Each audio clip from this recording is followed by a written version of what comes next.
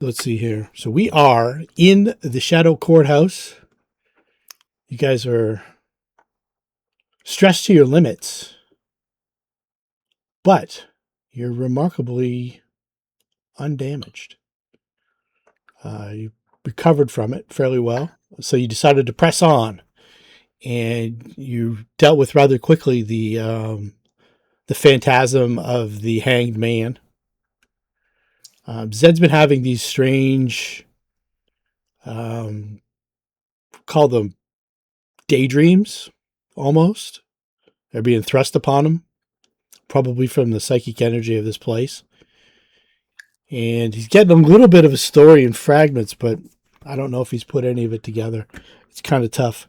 You're in the middle of a fight, and then you get a flash of a scene of people that you don't have any connection to or any knowledge of. And then you got to go right back to the fight. So it's tough to say how much he's actually absorbing of all this, but he's definitely cognizant of the fact that he's picking up energy from it. So as we get to the holding cells, it was several rusted iron cages take up most of the area. The barred doors are open and a few swing eerily, although no wind blows down here in the dark. In the lane stretching between these cages lies a headless skeleton, one arm folded beneath it awkwardly, the other outstretched from its side. And through an excellent perception check, Baccae has spotted the two shadowy images rising up from the two different cells. And I think initiative was already taken and we are good. Or maybe not. We've got... no, I don't think we did. So we'll get some new initiatives from everybody. Yeah, because I still have score at 12.9. So.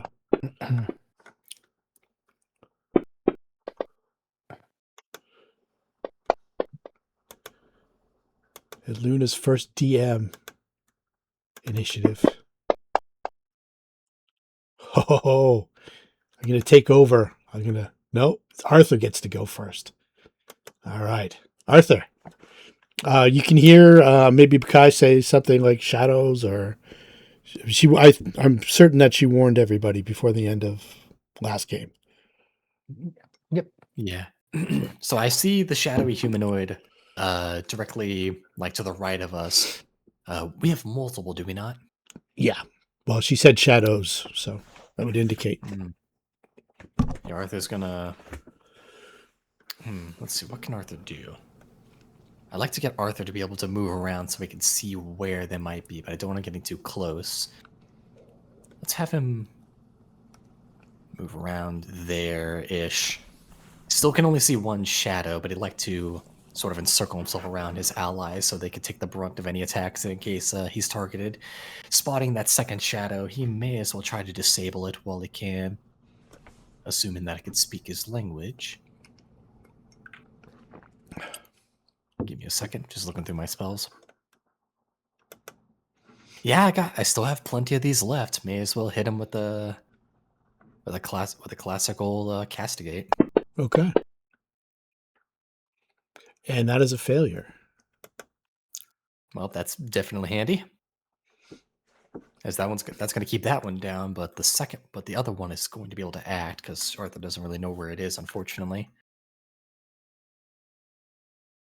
Well, we'll see what we can do. At least one of them is dealt with for the moment.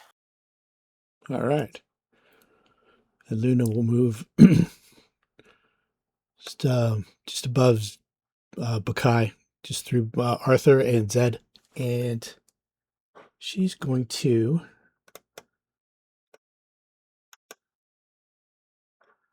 She's still not great with incorporeal creatures and stuff like that, but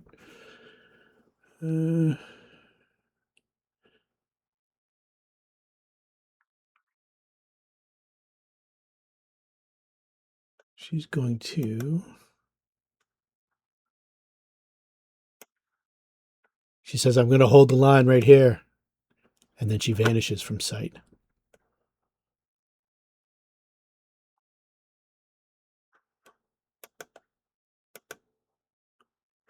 As through the bars. Shadow appears. Luna's going to, because of her reach, get a attack of opportunity. I'm gonna make sure she's got all her stuff on properly. She's gonna put power attack on. Now I guess she can't once she has to declare that first, so we'll leave that off. And this is the regular size spear.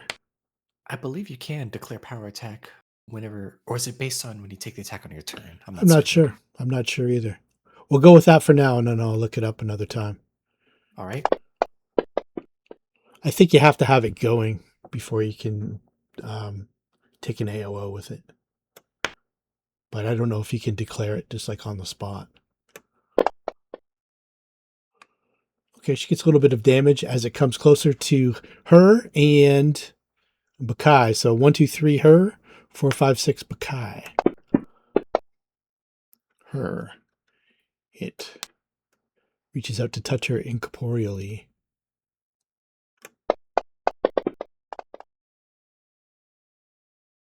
Is a miss. She's got her shield up and her mage armor, so she's got decent defenses against these things. Zed. Yeah, but it's a touch attack, right? Mm-hmm. All right. Well, we're going to try a splash of acid. All right. Oh, but it's in combat. So let's see. That's a -4, I think. Yes. -4. Put that there. Do the cast. That's a hit. It's anyway. Okay. And then we do some damage. All right. Do we need to roll to see if it gets through his spiritual stuff, or No spell resistance. okay? It's just automatic half damage from a corporeal source. So, All right. Baccae. Oh, Baccae's next. Look at that. What a team. Guy looks over her shoulders and goes, "Nice," and then waves her big blade of gloom, swishing it through. Ooh. Oh, she's got 2 attacks. That's why I rolled twice. Hot damn. That's butt. Hit. Okay. Double strike. Going to do 9 points of damage. All right. That takes it off the board. Okay. And since she saw another one, she'll step forward just to be the bait. All right. Score.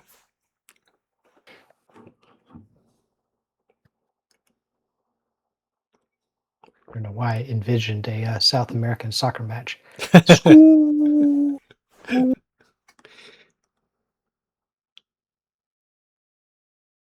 What's the Viking toast? Is it skull? Is that what it is? No clue.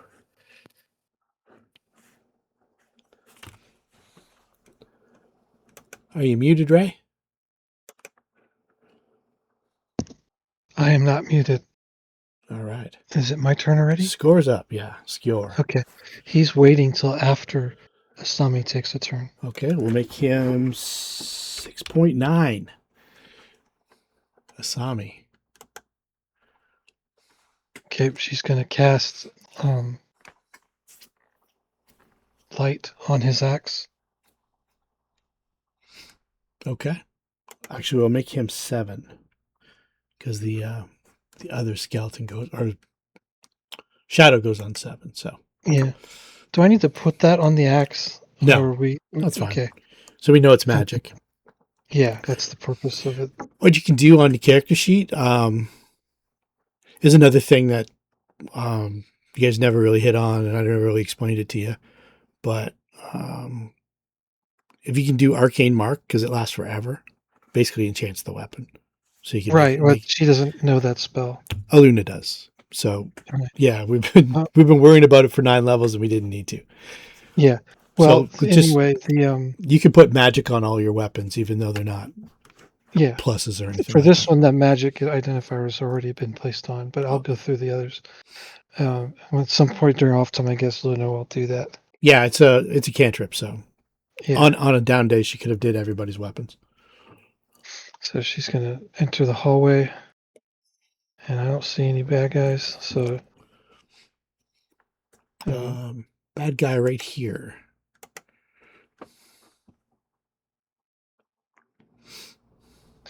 oh, it was in the shadow. Wow, that makes sense. Well, she cast a spell and moved, so she can't do anything else. Score though, at her direction. Will be like bad guy. Where's that?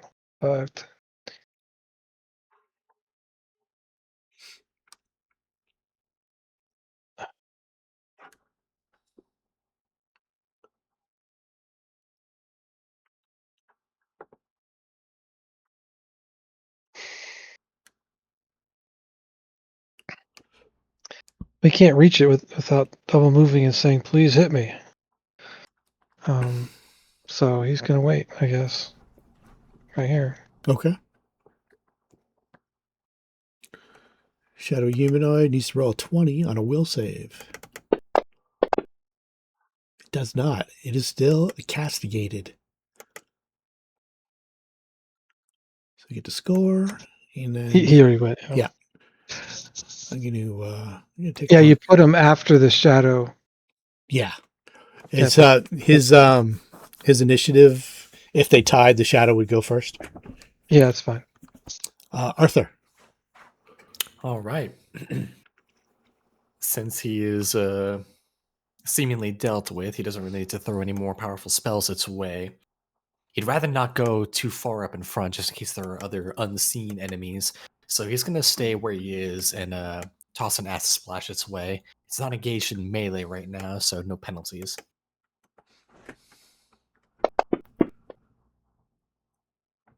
Doesn't change a terrible roll.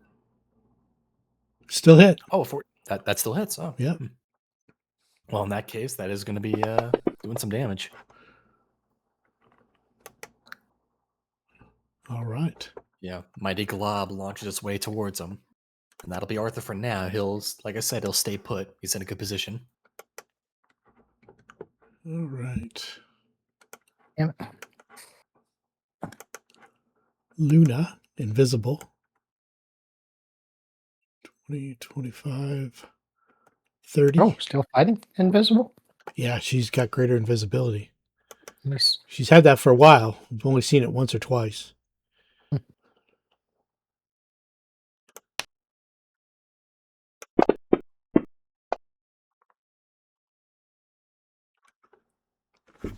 Oh, I will put power attack on. So that would still hit anyway.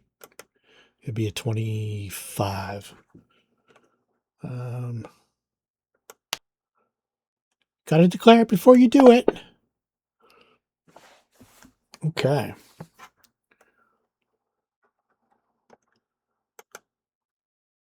She tears into it with her blade, but still manages to hold on. She's far enough back, Zed, that it's technically not in combat. Yeah, I'm just going to make sure I don't get cover from it. And I'm going to come over here. And these are bars too, like you can see through them. Okay. Well, still hit. Still hit. Nice. All right, damage. Bonk. Well, there you go. Not quite. Baccae. Kai goes running forward. Sings a little song. Something about killing shadows.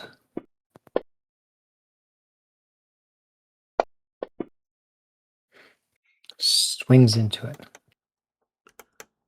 Nice. That's the end of round 52. Me and my shadow. Just chuck it Don't to the remember next. how the song goes. So you see two doors. You see a door down here and a door right next to Baccae. The body's laying on the ground right here. Other than some badly rotted clothes, I guess Luna will take a round and do a detect magic. Anybody else wants to do other stuff? We'll scan the room. You said a body? Yeah, there's a skeleton from the description of the room. I'll give it to you again. Rusted iron cages. The barred doors are open and a few swing eerily, although no wind blows down here in the dark. In a lane stretching between these cages lies a headless skeleton, one arm folded beneath it awkwardly, the other outstretched from its side. They're pointing towards something? It would appear that it's pointing somewhere over here. Let's put our gaze in that direction. Yeah, Luna's scanning around, and invisibly she says, yeah, I don't see any magic in here.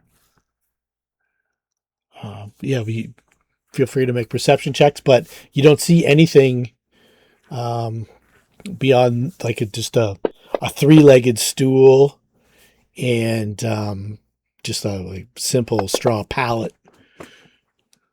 Looks like it was a holding cell. Unless you want to go in and specifically dig through the straw pallet. You just made us have to do it. In we go. Okay. I'm going to tick off 3 rounds while you kind of tear this thing apart. There's no lice in the Shadow Realm or the Nightmare City, but if it was in the real world, it might be loaded with bed bugs or lice or something like that. Just a little dirty straw. You don't see anything that's of any value or even of like just a foreign body in it or anything like that. You can tell that Luna is invisibly poking the skeleton with her spear, like moving it around and jostling it and stuff like that. It doesn't even appear to have any coins on it, just some old moldering clothes. Okay. Pick a door. Which door you want?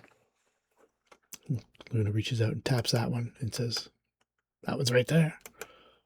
Okay. But don't listen to her. She's run by the DM now. Flick the door open. All right, flip the door open.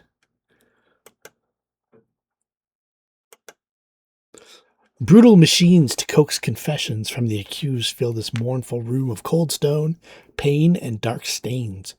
A flaying rack that rests in one corner with an iron maiden against one wall. A restraining chair adorned with all manners of crushing vices and punishing screws sits like a throne at the chamber's center. A rack on the wall bears rusted implements of persuasion, pulling thongs, pliers, 8-inch spikes, and an array of rusty needles, knives, and scalpels. This is the flaying table. This is the Iron Maiden and the other. Magic detection. Yes. Iron Maiden.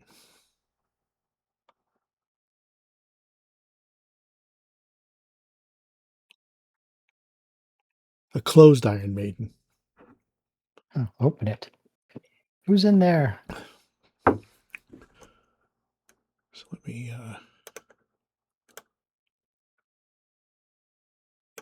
move up to where she would have been and tick off a round. Okay.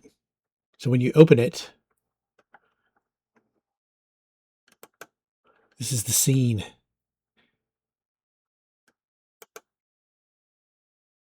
It is a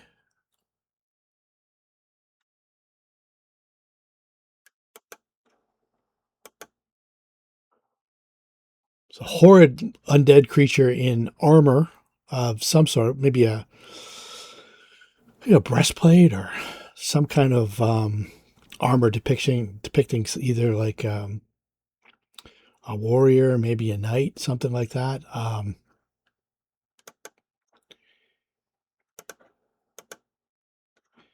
And it's clearly corporeal. It's clearly undead. Its flesh is rotting off its bones. There's 100 spike marks pierced through its body, its face, its armor, and it's got a long distended purple tongue.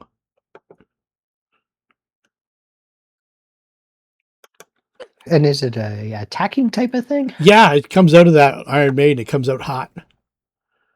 Yeah. Okay. Let me make it visible. Armored, pallid, fleshed humanoid is what it's identified as. Okay. Let's get some initiatives from the initiatized. I have initiated.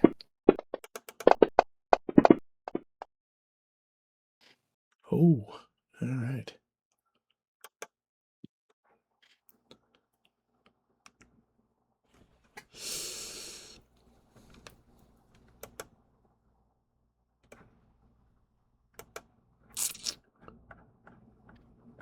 So Luna will knowledge religion.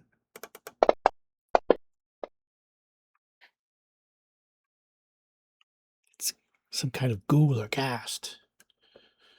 What would you like to know about it? I'll let you guys choose. She Weaknesses. knows two things. Let's see here. Weaknesses and special attacks would be my vote. Okay, so special attacks is disease and paralysis from its touch. And this one in particular, now that you've got more than a second's glance at it, it's got a holy symbol around its neck of the god Aarth, Aarth. It's like the god of knowledge. So it might have some kind of spellcasting ability, and it's also got smells really bad, stench.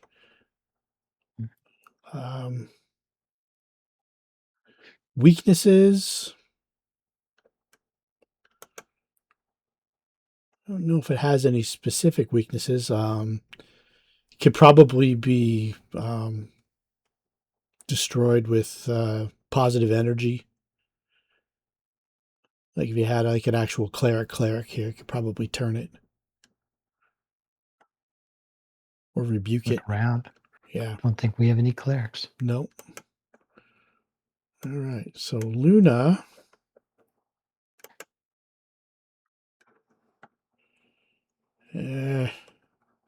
She could do one thing that would mitigate the whole encounter, but it would endanger Baccae. So she is going to. She's still invisible. Yeah, she's got 2 rounds left. So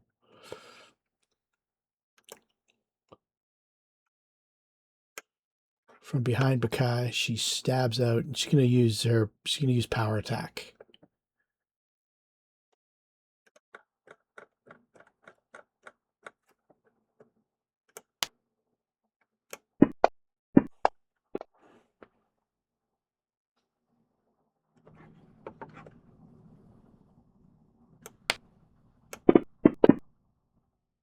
Okay. The armored, pallid, fleshed humanoid begins casting a spell. So it makes his concentration check. We've got stench goes off automatically for Luna, Baccae, and Zed. So I'll target the 3 of you for this one.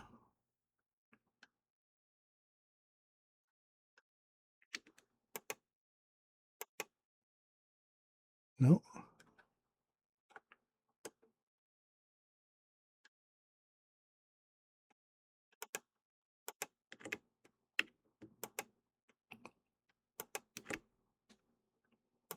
There we go.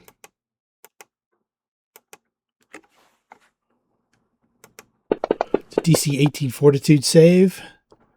So we've got Luna saved, Baccae failed, and Zed failed.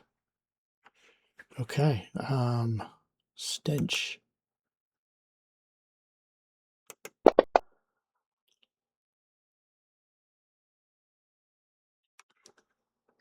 Zed and Baccae are sickened. What does sickened do? Like -2 or something? Yeah, -2 to pretty much everything. And that's for 1d6 plus 4 minutes. Hmm. And then its attack is with a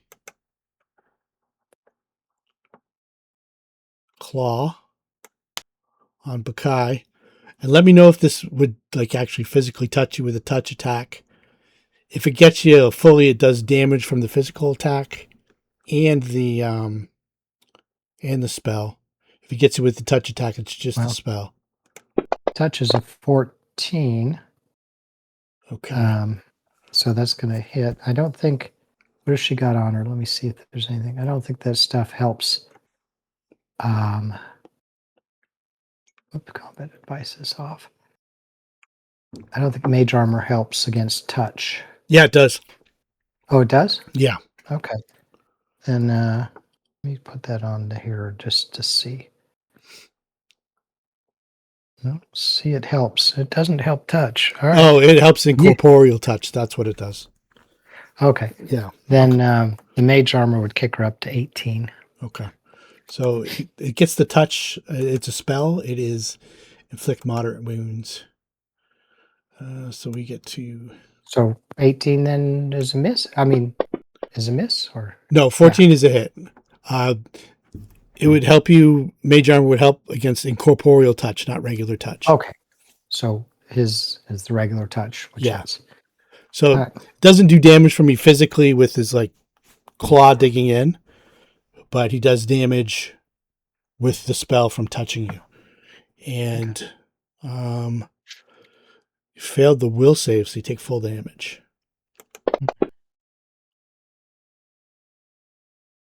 Oh, sorry. Give Zed back 10. Still had Zed targeted. 1. There we go. And then we will clear targets. Asami. I saw somebody poke her head in. Yeah. 5, 10. Okay, hang on. What's the radius on this stench? 20 feet. So let's see here. Let me draw a... If she walks through this square and that counts, then she's rolling, but her goal is to be back here. That's still going to get her, it looks like. Yeah, I think so. So let me drop it on you. You're good.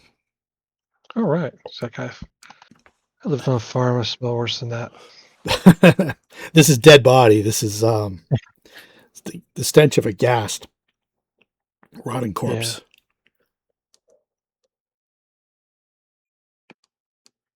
I remember these things.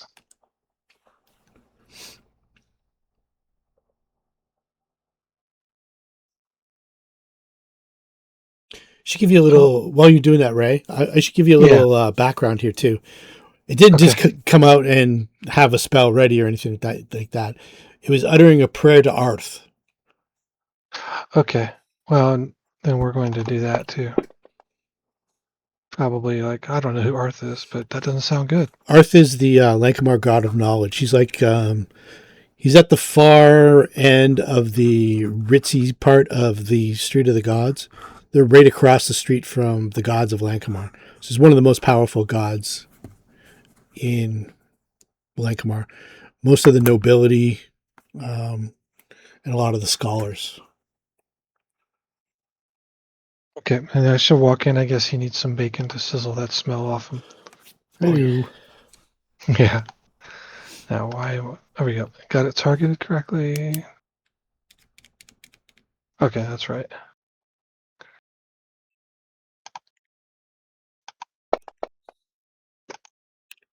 Got that. Nice.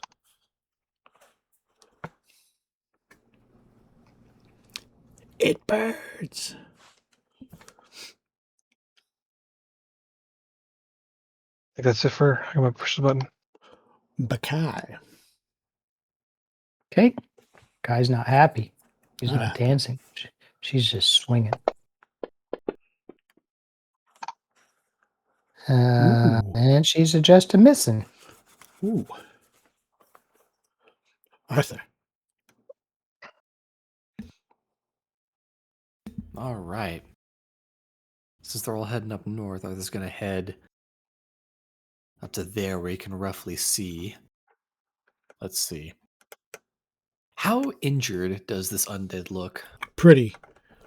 Like, Pretty. it'd be in the Came out of an orange. Iron Maiden. It'd be in the deep orange. Not quite in the red yet, but the deep orange.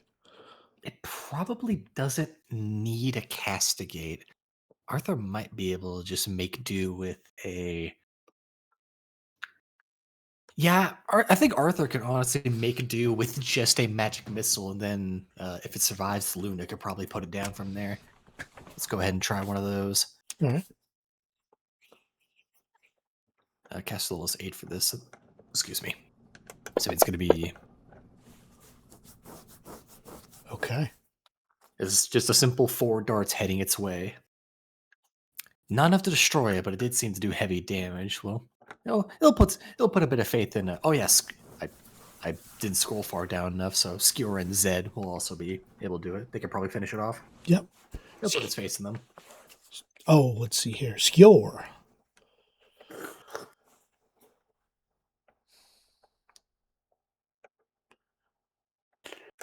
Let me drop it on you. Yep. While you're moving and grooving. That's there we go. You two are immune to the stench. Not going to ask why. It's the stench of the battlefield, 2 days removed, with all the rotting dead.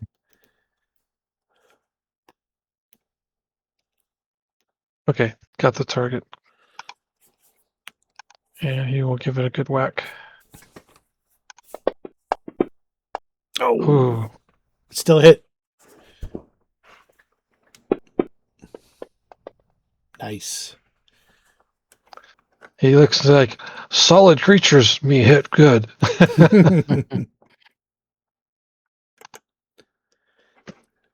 Baccae looks up and then retches. Blah. It looks like its breastplate might have been at one point maybe masterwork, but it's pretty much just useless metal now. I mean, it's got maybe 50 holes through the front of it and the back of it.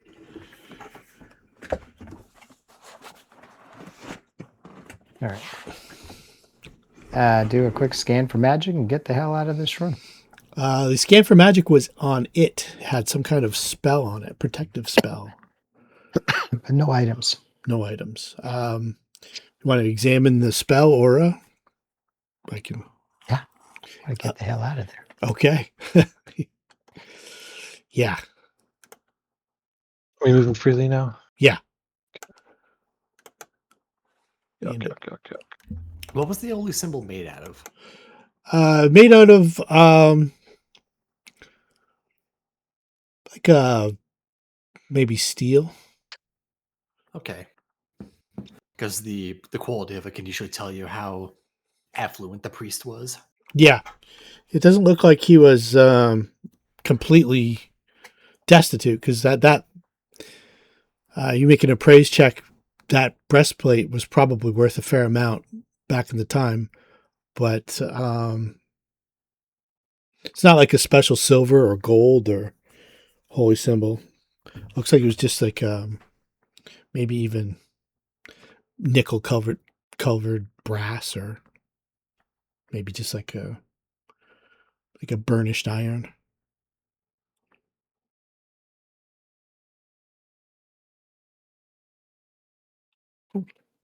And the holy symbol of Aarth is the upraised hand. Not a fist or anything like that. Just palm out, upraised hand. All right. Well, said this is going to last for a few minutes. Yeah, this is going to last you guys for 5 minutes for Baccae, and did do the same amount of time Zed. for Zed. Yeah, Right. did the same. Okay. All right. Well, we're going to sit here recuperate. If you guys want to open up other doors, feel free. Otherwise, we're going to find a bucket. There's one down there to the south. A bucket? No, the door. Oh, Actually, in the rooms there is a bucket, little plain wooden pail. he'll That take was turns puking into it. yeah. That was the shit and piss bucket years and years Oh. ago. So it's not fresh. So Well, that is a third purpose. yeah, the stains give it away, which make the nausea even worse. But there's no smell or anything like that. Keep the dream world tidy. Yep.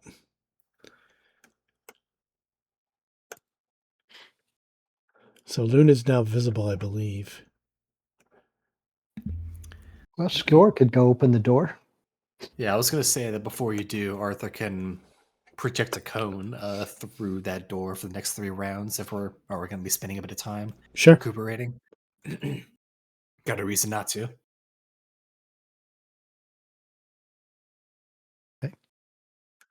Detecting magic. Yep.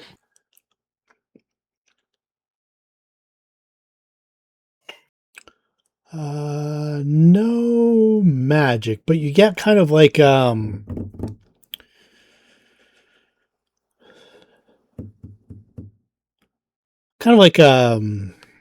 it's like a lingering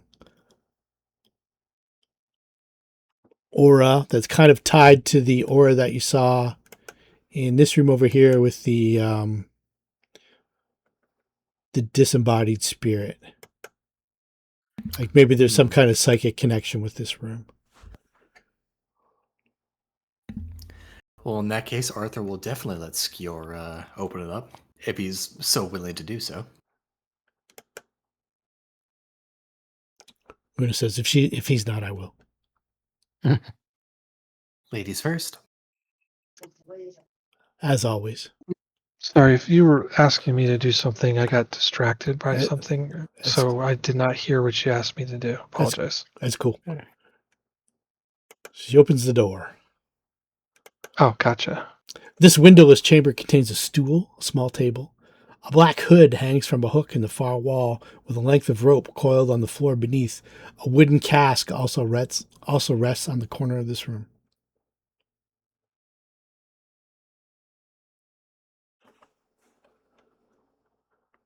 We still retching? If so, then Skjor can go check it out.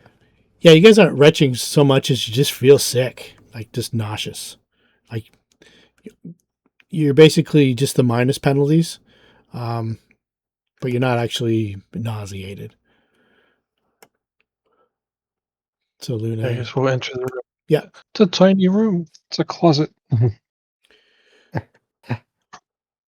looks like a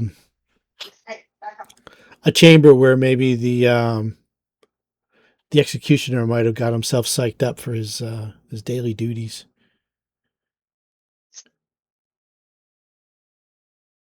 So no I guess magic we'll just axe or anything? No, and the hood's not magic either, but you can detect kind of like a lingering aura that was very similar to the one you saw in this room with the spirit. The man who is hanged, the hood on his head, it's kind of like the same kind of psychic traces that you're seeing through detect magic in this realm. Kind of like there was a connection between that spirit and these items in this room.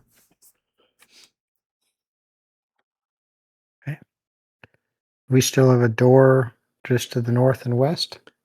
No, that you went through that door already. So just these stairs.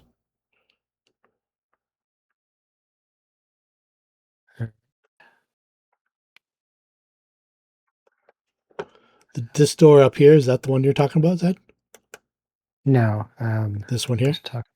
Yes. Yeah, that's the room with the phantasm of the hanged man. Okay. Arthur castigated him. You guys butchered him. And there's a set of like wrought iron stairs that go down into like probably a cellar. Do you want me to tick off 5 minutes?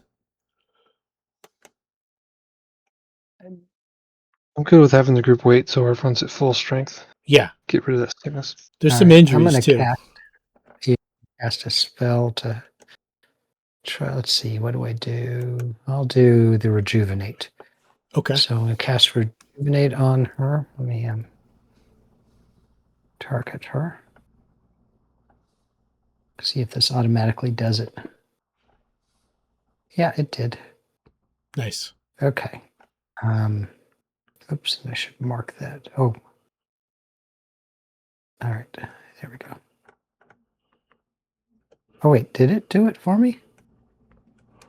I think so. 7 points. Oh. Yeah, it got rid of the Yeah, no, I subdual. didn't mark the spell. I didn't check how many spells I had prior. Oh, you didn't hit cast. You just hit the heal button. Okay, so then I'll mark the spell. Okay, cool. All right. All right, Cool. so Then you guys are she's- waiting for 5 minutes. Okay. So let me see here if anybody want to get up any spells or anything like that. I'm assuming you want to go downstairs. That's down. Okay. Yeah, that'll be our next. Nah, oh, that's fine. All right. Off we go. Traipsing down. Okay. Luna's going to cast Fly on herself. Forgot to tick that off. Hmm.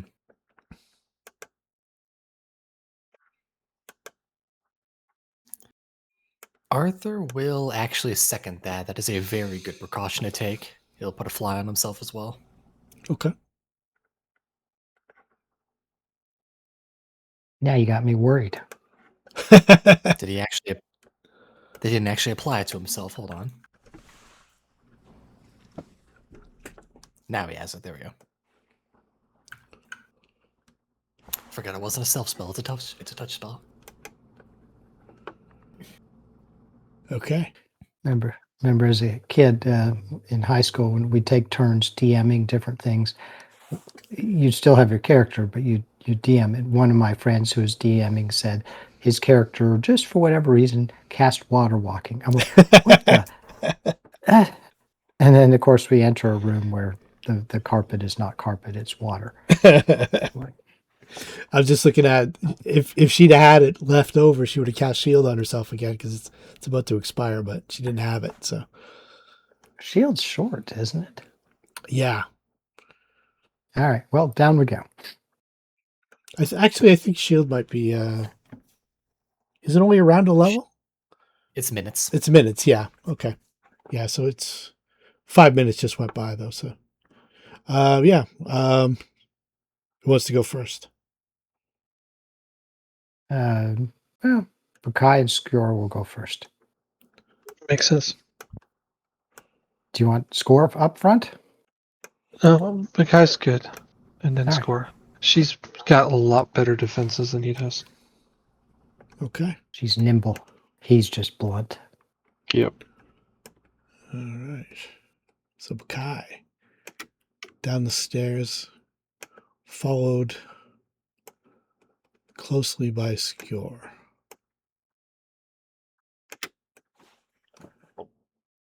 Can you guys see where they went? Go up on the map, north about 50 feet. Or not 50 feet, about 100 feet, actually. Oh, he found some doors. Found some doors. There's a hallway in the basement and a couple doors. There's a dampness to this cellar, and you can hear the sound of running water to the, if the east, west, left, right, to Baccae's left. No, Baccae's right. I get you. Okay. Somebody else. It looks like there's space enough. 2 extra squares there if Yep. people want to come down. Luna will go. Just give me a second. Here we go. Who's going next? Who's after Luna? Oh, probably saw me. Asami? All right. All right. Baccae looks at the door with the rushing water and opens the other one. Okay.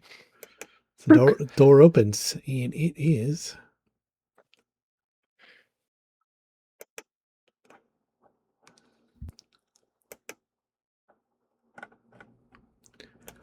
this room is cold and obscured with a frosty mist. Two of its walls are covered in rows of small steel doors, obviously sized for slabs on which dead bodies lay. A thin sheen of ice glistens on the steel, and strange whispers seem to echo from within. That can't be good. It's never good. Strange whispers? Careless whispers, perhaps. She'll step in. Okay, let me... What does she trigger? whether she stepped in or not.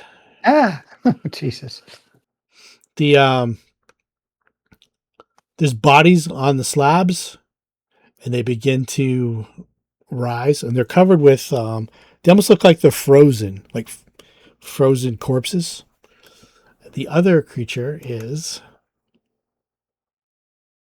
Unidentified. no. It is a woman, a spectral woman.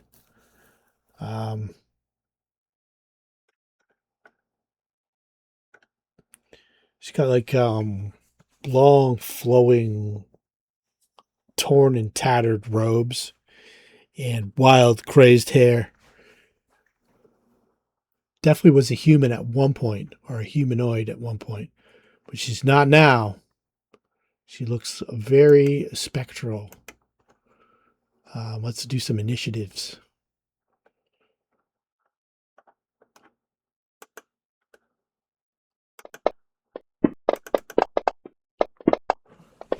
Ooh, that's pretty bad.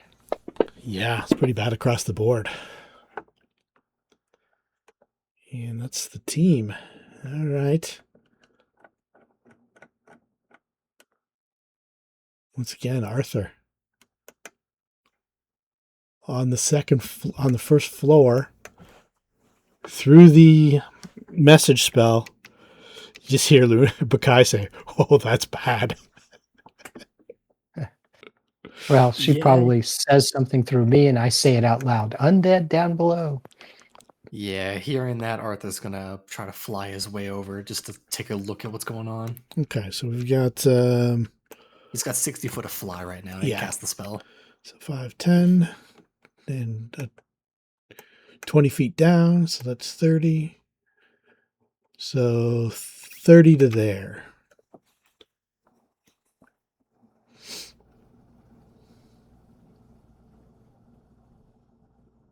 All right. Where should he be placed? Did you? Oh, she might be under. Oh, that's Zed. Sorry. Let me just. Oh, I I'll- was wondering why Zed disappeared. I had the map shrunk down, so don't look at that, Zed. I had the map shrunk down so I could move it far. There we go. I was focused on Baccae, so I didn't 5, see whatever. 10. So this is 30, Arthur. All right, where are we? There we are.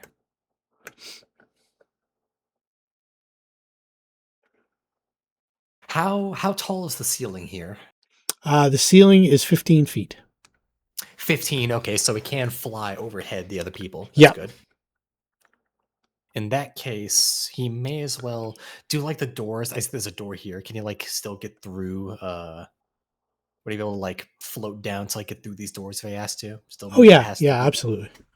That's just like Right. passing by an ally in a hallway or something like that. All right, he'll continue moving. You said he moved 30 to get here. Yep, 30 to get there. All So right. there's 35. So- We'll call 35. 30. Yeah, there we go. Yeah, 30. So 40. I imagine I can't move diagonally here. I'd have to move here, correct? Yeah. All right, so that's 50. Oh, that is bad. So you've got right back out the door. got Not something he can't deal with necessarily. Arthur will frozen bodies spend- and some kind of spectral Yeah. So- Can Arthur move 10? Can Arthur, like, as he's going up here, can he move 10 feet up, or would that be diagonal so it only move No, that's 5 fine. feet up? Yeah, that's fine. Okay. He can still get 10 feet off the ground here? Yeah. You notice that this All right. spectral creature is also like above the floor, kind of hovering. Yeah. It at least deals with the walking corpses, but she's going to still be a threat. In that case, how is she, like, on the same, like, level as Arthur is currently? No, she's Like, just how tall? she's just above the floor, like Okay, just just above it. hovering above it. Yeah. Actually, Arthur has the perfect spell for this. Depending on how strong these undead are. How can I create a cone? You just go right click on the map, and then pointers, and then draw a cone. All right. Starts from a great intersection, so 30-foot cone is, oops, it's not supposed to be that small. Yeah, I think you can extend it out. Yeah, hold on. I don't use this. You know what? Sorry, I'm very unadroit with the. That's okay. We know that another 10 feet will get everybody. Yeah, in that case, since that's actually quite perfect, he will toss out a cone of fear all their ways. Okay. If this unidentified one has at least 13 hit dice, she's going to be completely immune. But if not, then they are subject to my fear. All right. So let's just hope that let's hope none of them have 13 hit dice. Otherwise, we'd be in a lot of trouble. Yeah. Oh. Walking Corpse 2 is immune to your fear, Arthur. How unfortunate. But nobody else is. Although So these the two- shadow, the spectral, got fairly close. Okay. I'll need to unselect that one and apply panic to them. Uh-oh. This Just opens up unselect them. a kettle of worms. This is an interesting one. Do you have any knowledge-based skills for identifying? He has Arcana and he has Religion, I believe. Okay, you try religion. All right. I'll just do it across the board based on what you come up with. He also has a rank in Planes. Okay, just do religion. Okay. Not bad, actually. So you know that the walking corpses are just simply zombies that are absolutely frozen. They probably would maybe maybe give them hardness, and maybe make their attacks deal cold damage as well as bludgeoning damage. But they're definitely zombies. As for this creature here, it's some kind of ghost. Ghost. I've got a picture, I believe, that I probably should have showed you. Yeah.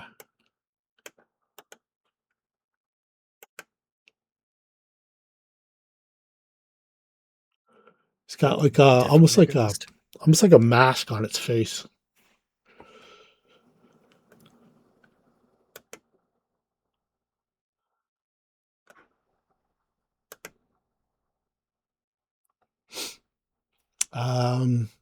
You know it's a ghost, and you know one thing about it.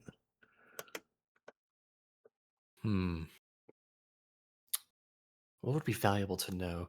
I guess what would be valuable is what special abilities would it possess? Like, how dangerous is it, more or less? Extremely. It can do a whole bunch of things like take over people. Just its gaze is going to cause you to have to make some saves in a second because you looked at it. And, it could do damage just from its moan and stuff like that. It's got like a bunch of supernatural abilities. It does not sound good. Well, how do I get rid of this? The cone, just right click on it. Right click and then remove pointers. Oh, there we go. Like I said, not very used to it. Yeah, that's all Arthur can really do. It's he did the best he can. All right. And you said that there's a gaze component, so It's that's just a coming. save. So and let's roll for identify two. it. Okay. We've got here Arthur I just realized I didn't actually spend my fear. There we go. Spend that. and Baccae. All right.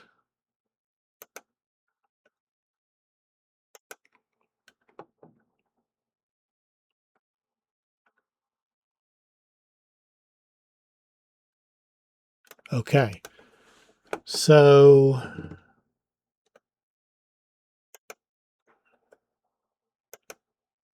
don't know if you want to use hero points on this or not, but Do I have any? it's got everybody's got one except for Zed.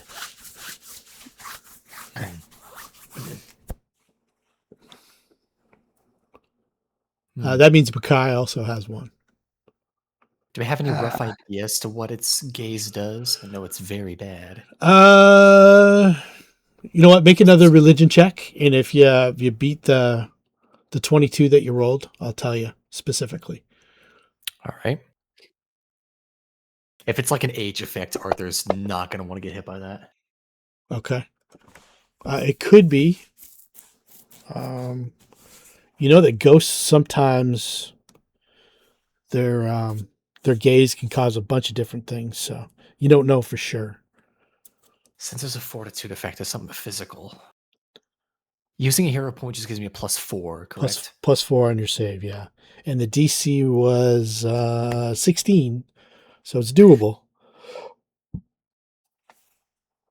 Yeah, in the off chance this is an age effect, because Arthur is extremely vain, he really prizes his youth, considering how young he is. He does not want to get hit by anything that might even age him by like a minute. He's going to spend the hero point. He refuses, Sure. just in case. Yep. You roll yourself a fortitude save with plus 4. Oh, I thought it was just a. Oh, is it a reroll +4? Yeah, it's a reroll plus 4. +4. That is unfortunate. I was not aware of that. Oops. Oh well. Do you want We to might take still that fail back, or do you want to? You don't have to use it. No. When am I? To be fair, when am I going to have a better chance to use it anyway? Okay. May as well. Add a +4 to this fortitude. We'll see. Where's his fortitude saves? There they are. Ugh, garbage. Nope, worse. Okay. Oh well. Baccae? What can you do? Baccae's going to take it. Kai's just going to take it. All right. He's going to take it. So we got damage to Arthur as he feels his body ache and creak, like maybe from the cold. Maybe he is aging. I don't know. He feels like I feel now. And then there's also Why did that happen? Oh, god damn it. Pressing all the wrong buttons. I'm going to get Arthur to roll a d4.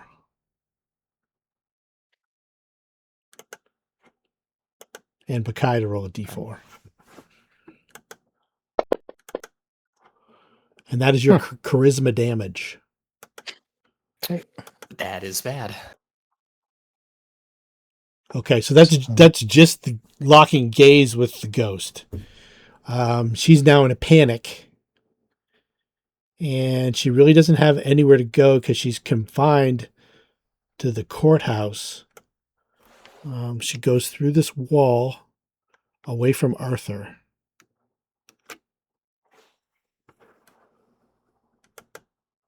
Skjor.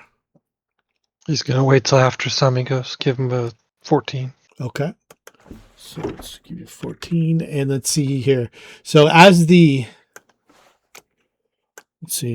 ghost goes through the wall, like there's that. So you're going to want to fail a DC 25 perception check. For everybody in the hallway. Yeah, Score, Luna, Asami. You want to fail this check. You want to not see the ghost. Oh. Fail? Score likes fail. Yeah, fail good. Sami is like, look. He's like, Yeah. no. Look at what?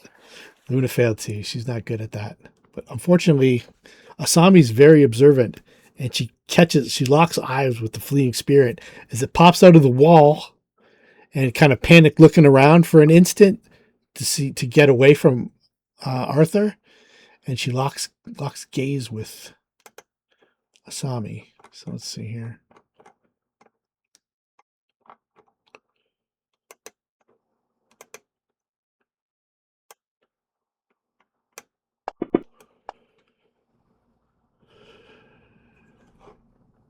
Asami, hero point or no?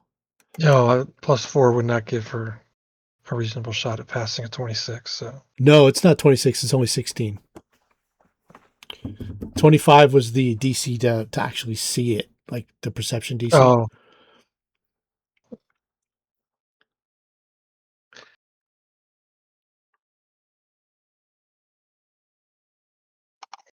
I don't know. Why not?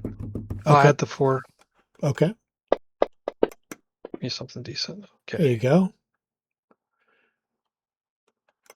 So let me X that out. No damage. No charisma damage. Oh, that was a well-used hero point then. Yeah. I don't like taking charisma damage on this character. All right. So it's Asami's turn.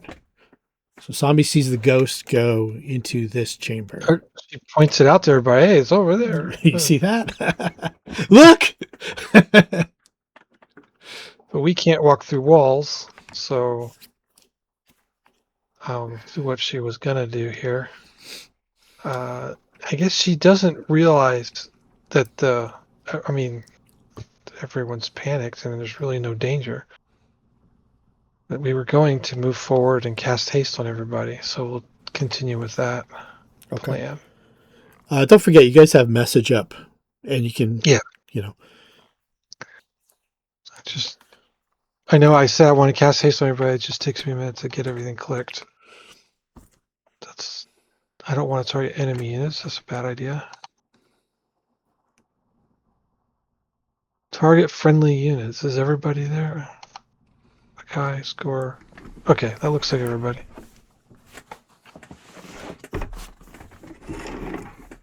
Oh, I had the haste ready. There we go. Effect. Oh, yeah. So now we can move and have a little bit more on defense, but so that was her movement and her action. So the score was going to attack something, but he didn't see the ghost. If I would have sat with a natural 1 or whatever he rolled, it was poor. He's like, I didn't see it, even with it being pointed out. So he'll go into the room where he knows there are things to attack. Okay. 5, 10. Now he sees 4 things to attack. Can he tell of if they're acting panicked or if they're like? Yeah, everything. Because they're walking corpses, so like I don't know how much of a clue they're giving as to whether or not they're in a panic state. Yeah, given that they're undead, but you can definitely see that one of them is not panicked. So that's the one he'll target. So which one is that? It's number 2, I believe. Okay, so that puts him. I know we're kind of a little bit skewed on the. I guess he'll go here and hit it. Yeah, that's fine. I was just trying to like see the little doors there, the morgue doors. Yeah. I see. I was looking for Score's axe, and it was not on Asami's sheet. I'm like, why is it? I could have sworn we put it on there. No, it's on Score's sheet. Yeah, make sure. Okay. She's done. I got to skip and go to him. There we go. Even though I kind of moved him a little bit out of turn. It's okay. So she was the next one. So that's fine. There we go. All right, that's working. And we got great axe, 1 attack. That's a hit. Oh, that's a hit. Yep. He acts like that was the best hit ever. It's like, yeah, I meant to hit him with the flat part of the axe. Thank you very much. The axe bites into the the frozen corpse. Chunks of ice pop off of it. Okay, so it's got to stand up from the slab, from prone. You get an attack of opportunity. Oh, I get to hit again? Yep. Guess we'll do that.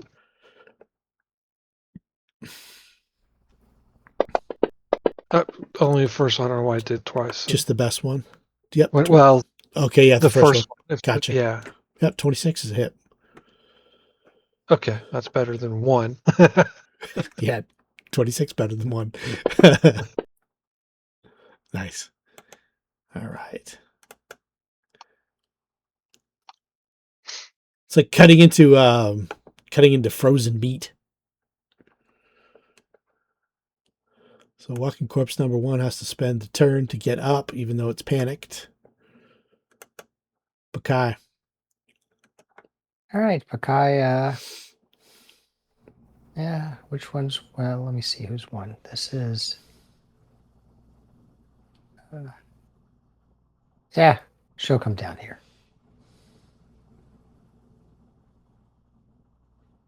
She says, "Meet your unmaker." That's me. She spells meat with an EA. Yeah. Oh. So She looks at the score. Took you 2 hits?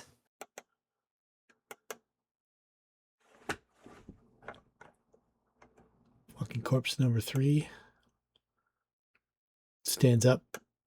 Score, do you have combat reflexes? No, that's not something he carries Okay. right yet. Zed, I took the haste off you, but I'll put you on the map. And that's 30 feet of movement to get downstairs from upstairs. Yeah, I forgot. Baccae should. Well, anyway.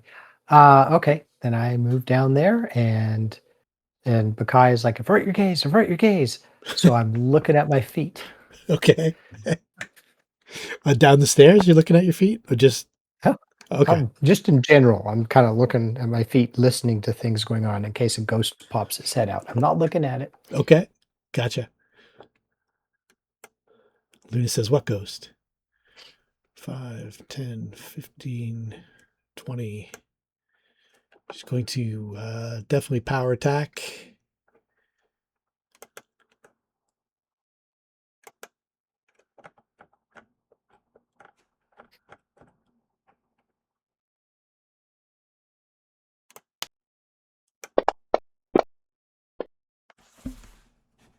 Still a hit. Okay.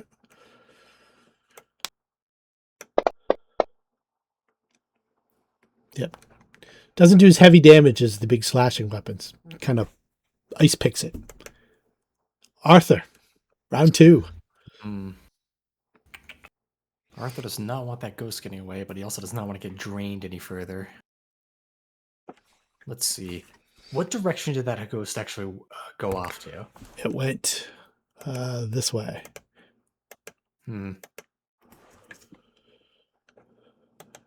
Considering the fact that it's incorporeal, it can move around, so it can't easily make it cower. Not unless he hits it with a castigator, in which case it can't move anymore.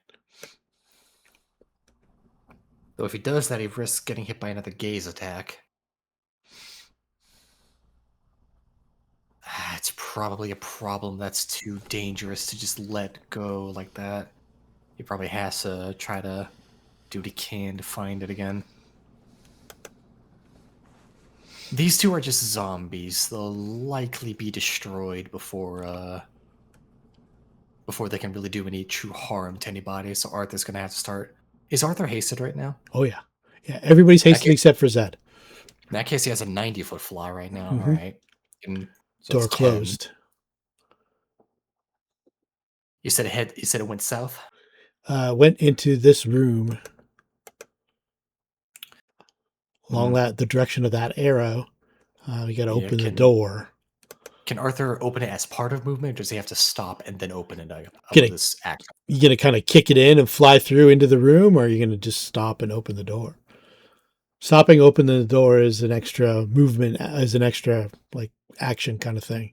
Whereas if you kind of fly through it, put your body weight into it, I'll count it as part of your movement. what body weight, but he'll try at least. He'll try to bash it open that way. Okay, let's give me a strength check. Yeah, well, let's see how well our brittle bones over here is gonna do. No, yeah, Ugh. he basically ping pongs off that Yeah, off that door. but then he looks down and sees the handle. He can turn it. He'll swallow his pride for now, and he'll try to open it up. Okay.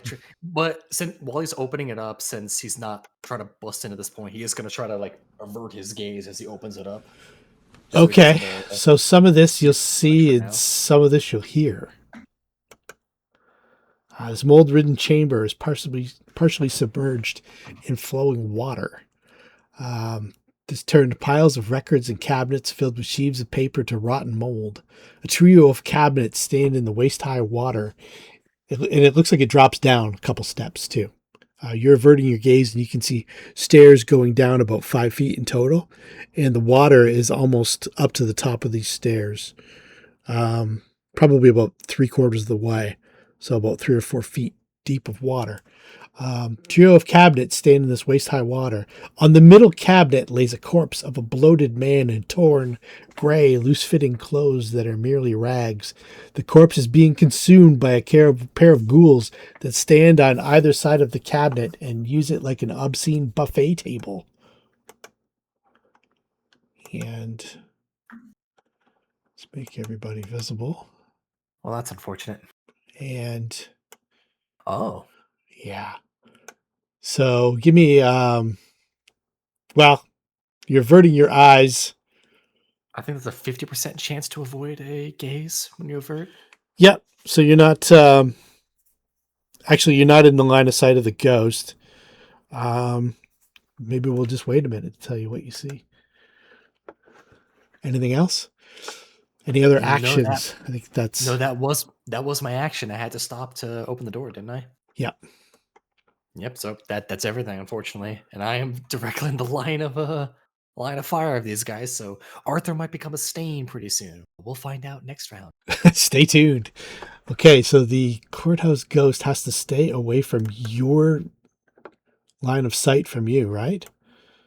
Yeah, I believe I might have been misinterpreted with panic. Panic might be a case where you move randomly, even if it heads towards the enemy. I think frightened means you must run away from the source. Let's check it out. So it's kind of up to the GM a lot of times. Yeah, let's check it out because it's something we're going to use a fair bit with these spells. Panicked conditions. All right. It's currently in the sidebar. Let's see. Okay, thank you. I was gonna. Okay, where in the sidebar? It should be pretty early. I think it's the first thing in the sidebar. Oh, okay. I'm just gonna look it up on 20. A panic character must drop anything it holds and flee at top speed from the source of its fear, as well as any other dangers it encounters along a random path. It can't take any other actions. In addition, the creature takes a -2 penalty on saving throw, skill checks, blah, blah, blah. A panic creature can use special abilities, including spells, to flee. Indeed, the creature must use all means that are the only way to escape. Panic is more extreme than shaking or fear. So I'm getting that it's going to be random as long as there's multiple places to go to avoid you.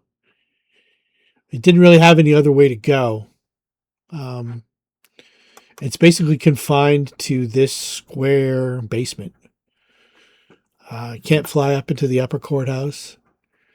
It can't go back to the other room because you're kind of in between both rooms. So it's basically stuck in the corner here. But it's about as far away as it can get from you without seeing you. See if it has any special abilities that would allow it to escape further.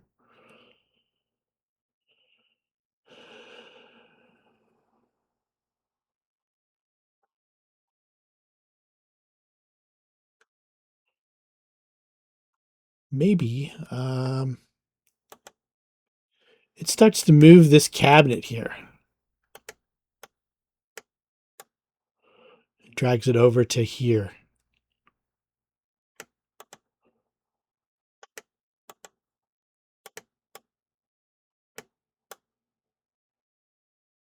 kind of turns it. That's about all it can do this turn. Just the weight of the cabinet in the water. You think it might be trying to block the door from you guys. Asami. She's going to cast a spell on herself called Multisami, or Mirror Image, as everyone else knows. Multi-ball. Yes. All right, so I will do the effect on her, and then we will roll 1d4 plus 1 per 3 levels, so 3, 6, 9, so it's 1d4 plus 3, right? Yep. You had 7. I think you had 7 rounds left on your old mirror image, right? That's what it says, but I actually felt that the timing was. Okay. I guess she would know. She'd be looking around. Are there multiple copies of Asami? And Yeah, if there are, it's 1 minute per level, right? yeah. What does it say? Some of these, yeah, 1 minute per level. Yeah, so she might have still had like half a minute or so. Because I only ticked off like 5 minutes plus whatever time you guys spent attacking ghosts and stuff like Yeah, that. so it says D7. That's 7 rounds, not 7. Right. Yeah, that's 7 rounds. Okay, and where on here does it say how many images? Yes, because I know we rolled. Yeah, we had 4. Does it say that on here? Yeah, no, it says mirror image 1d4 plus 1 per 3 levels 4, and then there's 7 rounds left. Well, I'll refresh it anyway. Refresh it? Okay. Yeah. So, And plus, that's just, I rolled a 7. I maxed that out. Okay, So 7 images plus the real Asami. So all right, let's get rid of that one. And then the duration will be reset to whatever So 90. 9 minutes is. Yeah. Okay. Cool. So that's her standard. And her move action will be to give y'all some inspiration, because I think that we may need a little bit of a boost with all those turkeys in there. So, Bardic Performance. Target allies. Good news is this will provide 3 rounds of that. Okay. It looks like everyone's targeted properly. This will help with fear too, just a little bit. Not a lot, but in case that should come up. Is that just current allies, or is that former allies? If they're actively in the fight right now, and they're out. Not if they're attacking her. God damn it! I'm clicking these things to spend them, and it's taking them away. There we go. I have to fix it now. Okay, that's fixed. So she's a move. She's a standard. We're good. I think she wants to 5-foot step. In the interest of giving people room to get into where there's a now of the threat, we'll 5-foot step back here. Okay. And that's her turn. And it's going to be Skewer next. So Skewer will finish off this zombie in front of him with his newfound courage. Alrighty. And I think I know the answer to this, but I ask anyway. He has 2 attacks, but he can't attack 5-foot step and attack. That's spring attack. No, you can, yeah. You can? can't. You can't do. It's part of Move, a yeah. It's part of a full attack action. Yeah, you can use a 5-foot step in the middle of it. Okay. Yeah, moving would be the spring attack feet line. Yeah. If you're doing like 30 feet, Yeah. attack, move 20 feet. All right, so that's this one, and it looks like he's in trouble. So he'll 5-foot step and finish his attack on this last guy here. And this is his second attack, so he's not rolling max BAB. He's rolling the second attack, so lower. It should be on there already. Yeah. Yeah, I got it. Perfect. He's doing his job. He's hitting the things. Yeah. Nicely done. All right. I got 7 minutes left, and I got to roll. I'm going to stick around in case another turn rolls up. Okay. But if it doesn't, just have Score hit things. Yep. And Asami be herself. Okay. Ghoul number 1 looks up from the buffet and says, "Fresh meat." As it kind of wades towards Arthur. It's Shit. That's 10, 20, 30 feet to there. And I imagine Arthur smells him more than he sees him as he just sort of looks at him. yeah, it doesn't have like the whole room, but it's because it's cold. It's almost like that kind of stale freezer smell. It's not like a ghast where it's got like a stench ability, but it I thought all ghouls had. Okay. tries to bite Arthur. And Arthur steps back, perhaps kicks out a foot as he kind of flies. He's kind of flying at the same time. Walking corpse number 1. He's got to flee. Which way does he go? I'm going to go... He's got 2 ways. He can go straight past Score or between Score and Baccae. Well, try to get into the corner here. Or I guess maybe past Luna too. So we'll call it 3 ways. 1 will be just to the Baccae's corner. 2 will be past Score and Luna, and 3 will be up to the topmost corner to the right. So okay, so he tries to go to Baccae's corner. So Score gets an AOO, and Baccae will get an AOO. Score down. Nice. Should do it. I yells at Score, "You got ichor all over me." God.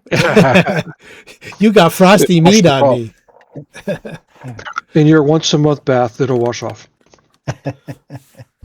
Baccae. Makes you think I take a bath. All right. I guess she'll have to come. Oops. God, I'm stuck in a wall. Let's try this again.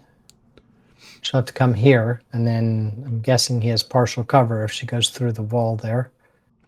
So- Arthur is in the air? above. Yeah, he's kind of like halfway up. You can Huh. kind of push him up if you want. And she'll be I'll say you draw an AOO if you do that, but you can still make an attack on the ghoul sure. as you kind of push Arthur up above you. She'll push the balloon up. Okay, and I'll do the ghoul attack on you. Ghoul on ghoul violence. Girl violence. Don't roll a 20, but roll a 1. Oh. All right. He wasn't ready for that. She, after she gets the Arthur balloon up in the air, Yeah, we'll kind of she shift Arthur a little bit that way. Then you can jump in takes the her square. sword, seeing him reach up into the air for him, tries to sever the arm. It does. And accidentally severs his head. Oh, sorry. That's it. So give me a perception check, Baccae. All right. Baccae's perception. Okay.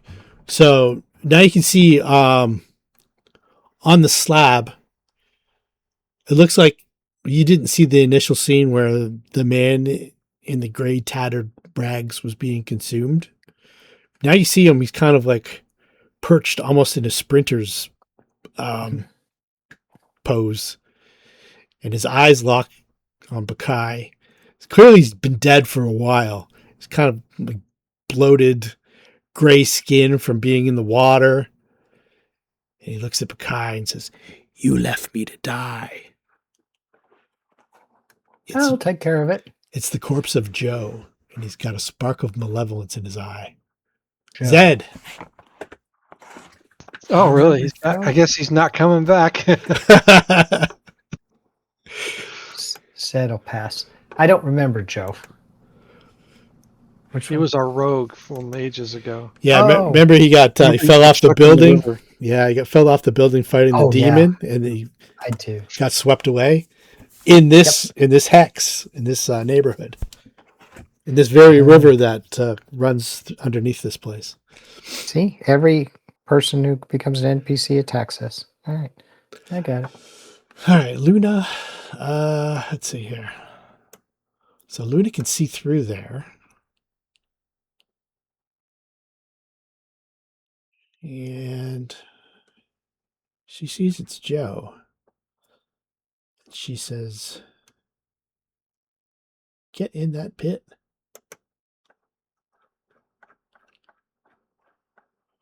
But it's a different kind of pit. So it's going to be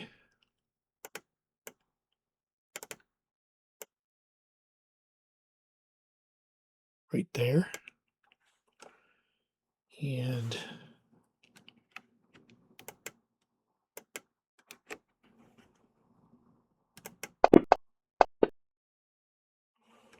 ooh, failure, and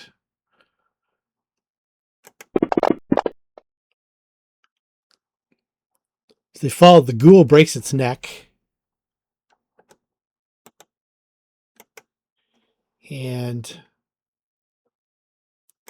the pit slams closed, and then opens up, and then water starts rushing into it.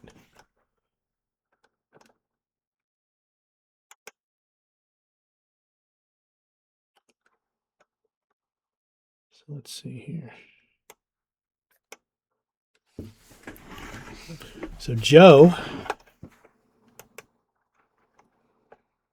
see what we got here. Guy braces. Yeah, let's see. So it is 40 feet deep. So everybody in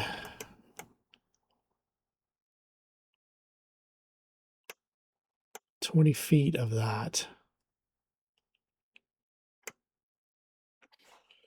can hear this.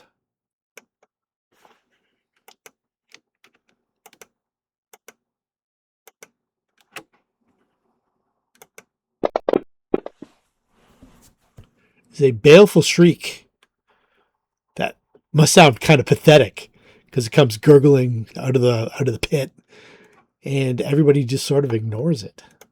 But it's definitely a fear effect, as Joe is kind of comically consumed by the pit. Arthur. What type of fear would it inflict? It would have been, it's like it was a supernatural effect. I read baleful shriek out to you. It is a once every 1d4 rounds, a blah blah blah, can shriek as a standard action. All creatures within a 60-foot spread must make a DC 18 will save or cower in fear for 1d4 rounds. It's a mind affecting fear effect. So cower, so panic. Cowers before panic, right? Or is it after? It's after. It's technically after, but like my consume fear caps at panic more or less. Okay. All right. So in that case, he'll go ahead and Do you need he'll a go ahead and cast? consume that fear to improve his Do you need Actually, he can also do it to regain a second level spell, I believe. Do you need a caster level for that too? I don't believe so. Hold on, Okay. let me look at consume fear again. It's an ability I don't use very often. Absorb fear, that's what it's called.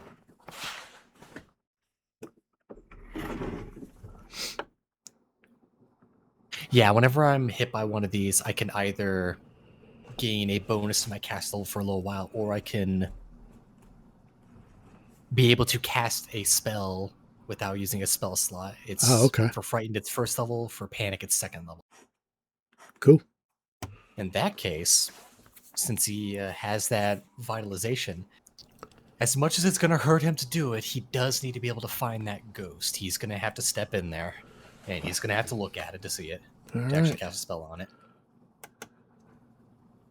So is it going to get hit by the gaze right now? Yeah. Until you save against it, it's still in play. All right. Once you save, you're immune for 24 hours. Like Asami will be immune to it. Yep. All right. Okay. I'll take it. Oh, I rolled the wrong thing. Sorry.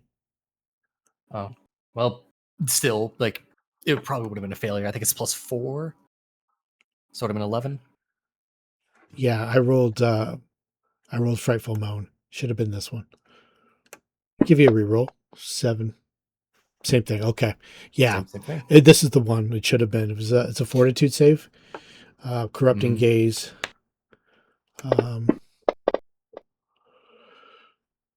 7 points of damage, and roll another d4 for me. Hope I roll low. Oh, Oh, that sucks. that's brutal. That's a lot of charisma damage. And you did see Joe, the creature that was on the cabinet being consumed by the ghouls, was Joe. Now that you see him and you heard his voice, and it's like the corpse of Joe. You can make a knowledge religion check now that you've seen it. Yeah, may as well before I toss the spell.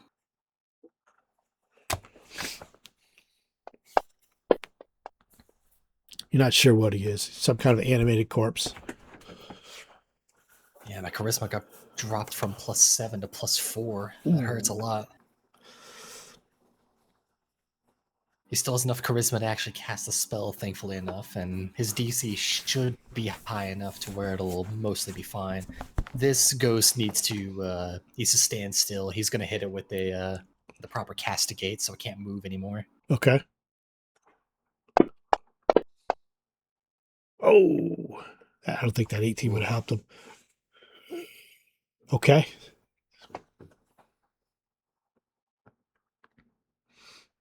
All right, the ghost will now cower for a time. Okay. It does get to make new rolls, and it's a +5. Yeah. It's got a chance. It still needs a 20, right? Yeah, I believe so. I believe, yeah, I think it could drop down to about that. Yeah, Arthur's gonna have to, the moment he can, he's gonna have to get the hell out of this room because he doesn't want any more damage. Oh, that hovered on a 20. Okay. It's not, the ghost is not like saying anything or like the judge is upstairs or anything like that. If you're still in the room, Ray. Yeah, I was hoping to get one last turn. Yeah. You and Score can go. It's like everything's under control, so I don't want to. I'm kind of running low on abilities. I don't want to burn them just for the sake of burning them. Okay. So I think that she'll just pretty much be defensive in nature, and if someone needs help, she'll respond. But right now, there's not much she can really do. I only know of one enemy, and it's taken care of. So did you do a knowledge religion check already? I can do it. I guess we can look at the. She heard the wail. You know it's a ghost, so you can. Yeah. Where's my knowledge religion? There we go. Let's see what happens here. She's heard rumors of religious things. Yeah, it's got a frightful moan that you might be able to counteract. Yeah. With a performance check. Well, is it actively going on right now? It's not actively going on, but you can in your performance you can kind of do that for three rounds, right? Well, it can't have the two. It's one or the other. Oh, okay. And right now, yeah, but she can, with the knowledge roll supporting it, if she feels she needs to change the performance to countersong. Yeah. Immediately do that. It would drop the inspire courage, but then countersong would start, and then she'd roll a perform flute or perform wind. Okay. And that number would be the save. Yeah. What we can do is say that you're ready in action to just drop it, and okay, that's cool. That's sure. Her initial spot for the turn was to be defensive, but then she listened and did the check and said, "Okay, I better be ready to do this." Perfect. That's her turn. Yeah. A score would be like more battle. We hit things 5, 10, 15. Luna says, "Watch out for that pit." 5, 30. I think he can do that without being in danger of the pit. And if he needs to make an acrobatics check, maybe like a strength check or a swim check to move at normal speed. That's water, like waist deep water. What about if he jumps onto this coffin? Yeah, you can make an acrobatics check and jump from the door over to the cabinet, the file cabinet. Let's see. He's got a positive number in acrobatics. We'll see what happens. Yeah, he leaps onto the cabinet, and you can make your attack. Yeah. Okay. One attack.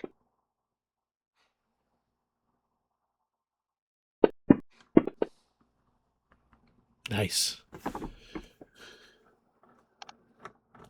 It rips through Yes, the phantasmal the phantasmal robes of the ghost, tears into its ectoplasmic. yeah. Well, his axe is all glowy and stuff, so yeah. He's like, these see-through things, creatures. All right, I'm Awesome. gonna roll out. All right, cheers, Ray. Have yourself a good Okay, week, okay? early, but It's okay, I will buddy. be around next time. All right. That damn ghost. She, yeah, is Joe down in Joe's the pit? Joe's down in the bottom of a 40-foot pit that is now filling up with water from the room, and the ghost is now like cowering. It's not even you don't really even have to avert your gaze to attack it. Okay, she flies in so she doesn't have to deal with swimming in the water. Unfurls her feathery wings, comes in, slams against the side of the wall, brings her sword down on the ghost. Still hits? Still Wow. hits, Okay. yeah. All right. It's And almost helpless. Cowering's pretty bad, yeah. Yeah. does a wee bit of damage to it. And no, haste just gives her speed. Okay. And I'm like, ghost still there? I'm not looking in there. No, because I'm a charisma caster.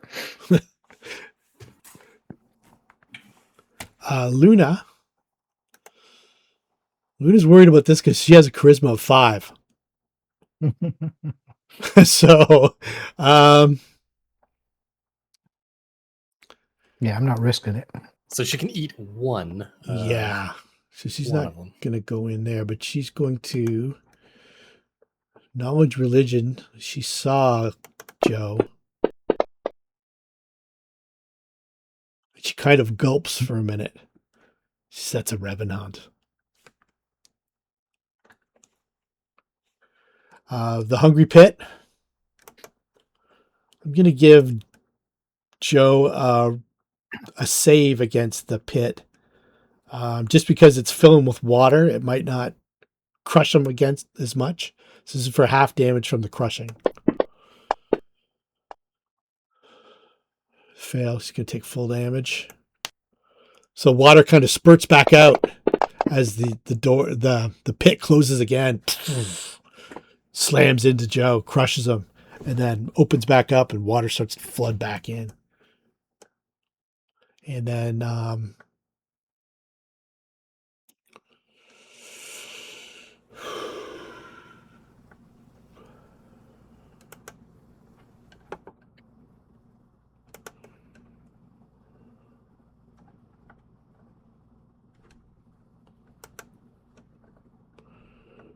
And then what?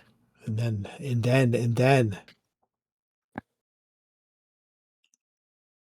And then what? 6-second rounds. Too late. Move on. She fills the pit with a ball of fire. Yeah. So you're going to boil him alive? Somebody's got to. It's like a Steam. lobster.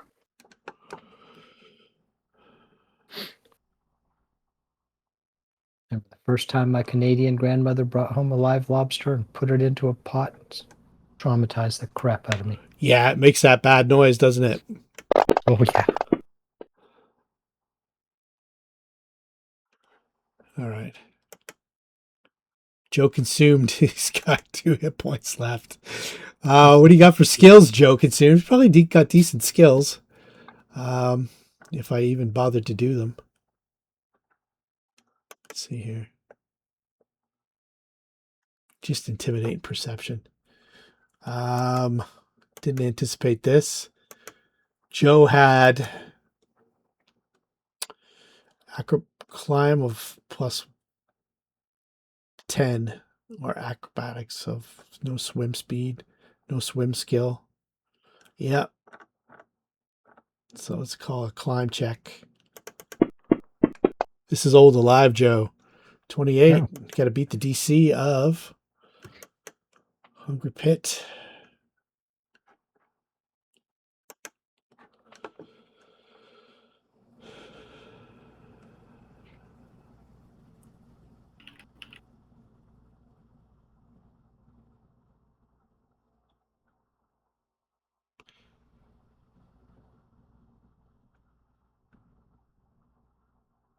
Damn, 35, really? Damn. Yeah, DC 35. All right. Well, I thought it was around 28. I think I might be thinking of yeah. Create Pit. yeah, I think Hungry Pit's 25. Or no, regular Pit. Great Pit is 25. Arthur. Can Arthur see Joe currently? No, Joe's down in the hole, which is Arthur doesn't need to finish off Joe. He'll probably be finished off by the pits. He could definitely see the ghost, though. Yes. And you said that the ghost isn't really like focusing her gaze on anything. no. She's got her head down and she's just kind of cowering and castigating and whatever. Good, because fuck that ghost. That ghost drained a lot of what Arthur cares about. He's gonna toss some acid her way and then get out of here because he ain't risking any more damage. Okay. As a hit. Actually managed to hit, yeah. Toss a glob her way and then get out of there. All right. He will make sure everybody knows in the message that make sure she does not look up. If she starts looking up, look away. Okay. Arthur will just remain in here until that thing is destroyed. Sami keeps on keeping on. Score keeps on attacking. He's got full attack this time. And it is With haste. with haste. And prejudice. Oh, let's get rid of all these pointers here. This is the one that's jamming me up. There we go. Hit, and then the haste attack. It's a hit.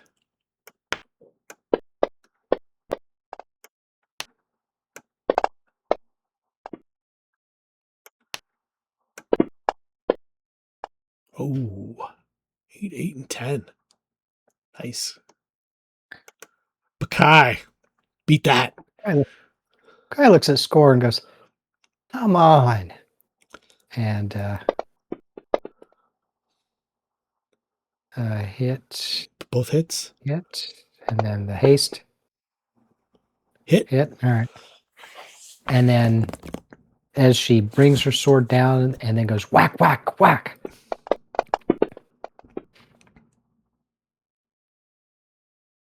Still up. Okay.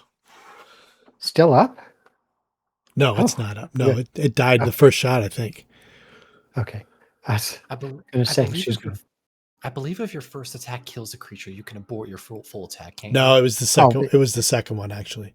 Oh, okay. It's okay. The other creature is so far down, she had nowhere else to go. So she was just whacking at this. I looked at the first one, and I didn't see it. All right. On to Luna.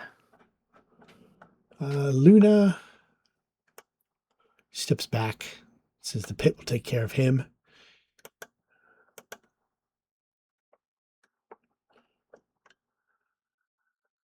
And we'll give Joe another reflex save or fortitude save or whatever it is. Still failing, and it crushes him.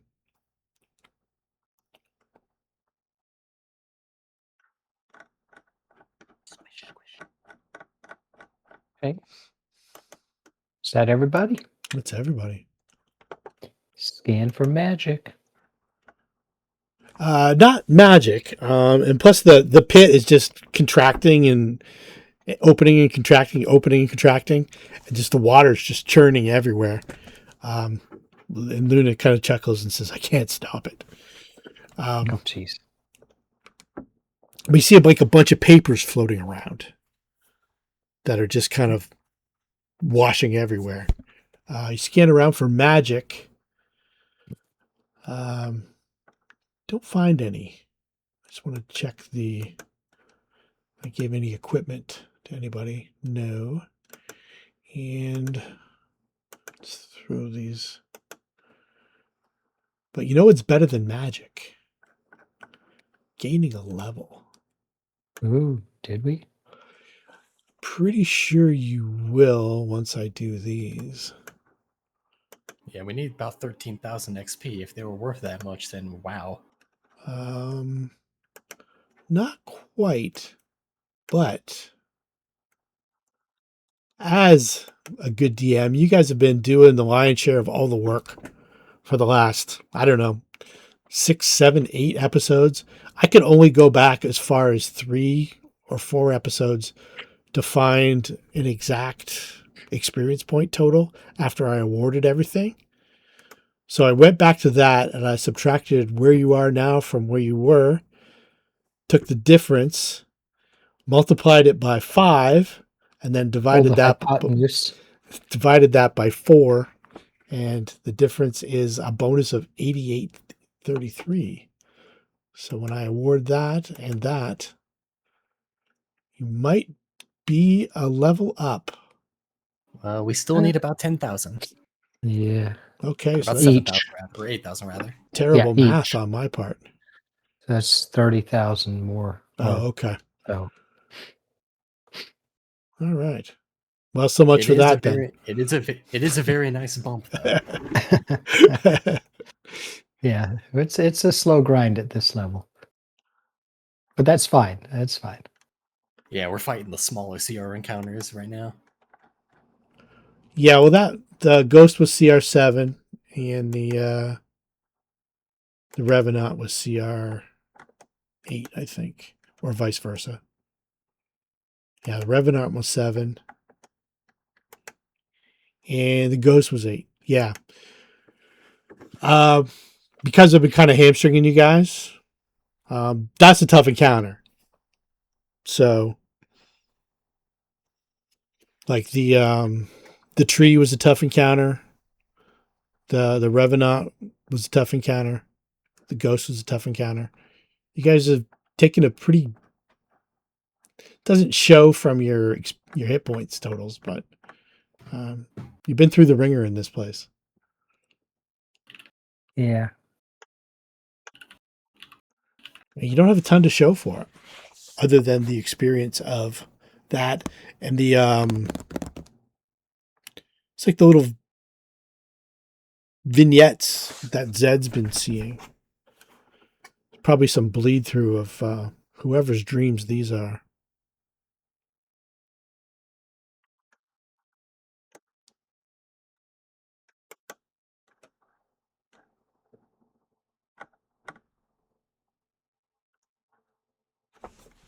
But there's some ability damage that I'm sure you guys want to take care of. I think all of you have a little bit. Oh yeah, Arthur does not like having 7 charisma damage. Makes him sad. Asami's good. Kind of the one thing he has going for him. Score I thought had a bit on him, but maybe Baccae. Yeah, Baccae's got some charisma damage. I think Luna's good. Yeah.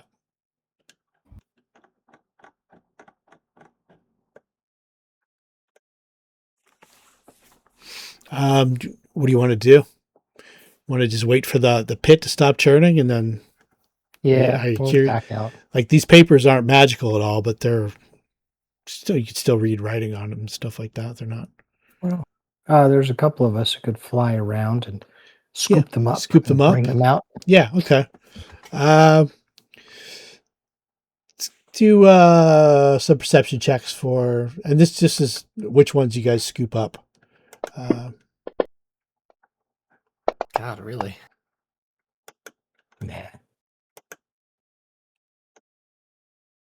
Dreadful. It's not bad. Let's see, the DC is 15, so let's see if Asami and Score find anything of relevance. Score probably will. Just out of dumb luck. And I'm not sure if even Score's a reader. I remember in the old days you used to have to spend points to have barbarians read. And wear pants. Sami can read for the both of them, but they both okay. So let's see here.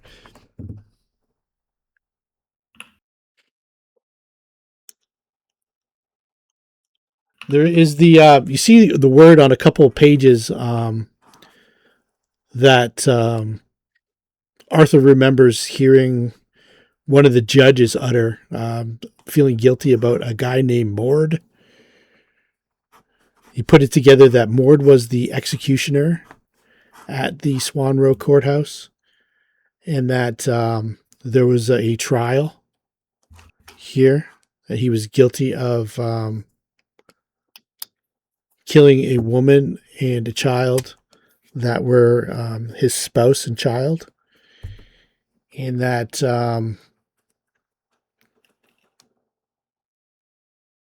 there's like an absence of, like, you don't find any actual records of who the investigators were, who brought the evidence against him, who convicted him, who who laid down the sentence, that kind of stuff. Normally you would.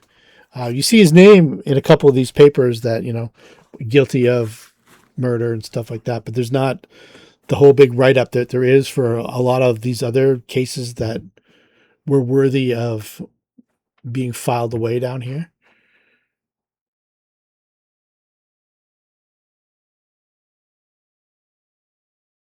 Unless you just don't find it. But I mean, once you see the name, and Zed kind of gets it in his head that the hanging that he witnessed was maybe Mord. The murder, Yeah. the murder victim that he saw was maybe Mord's wife and child. I forget what other visions you had, but they all seem to be related to this specific instance. And there's no dates on this or anything like that. There's no, but you could probably search it out in the Real City if you're even interested remotely in what went on here. Yeah. I guess there's some justice in the real world that we have to deliver posthumously.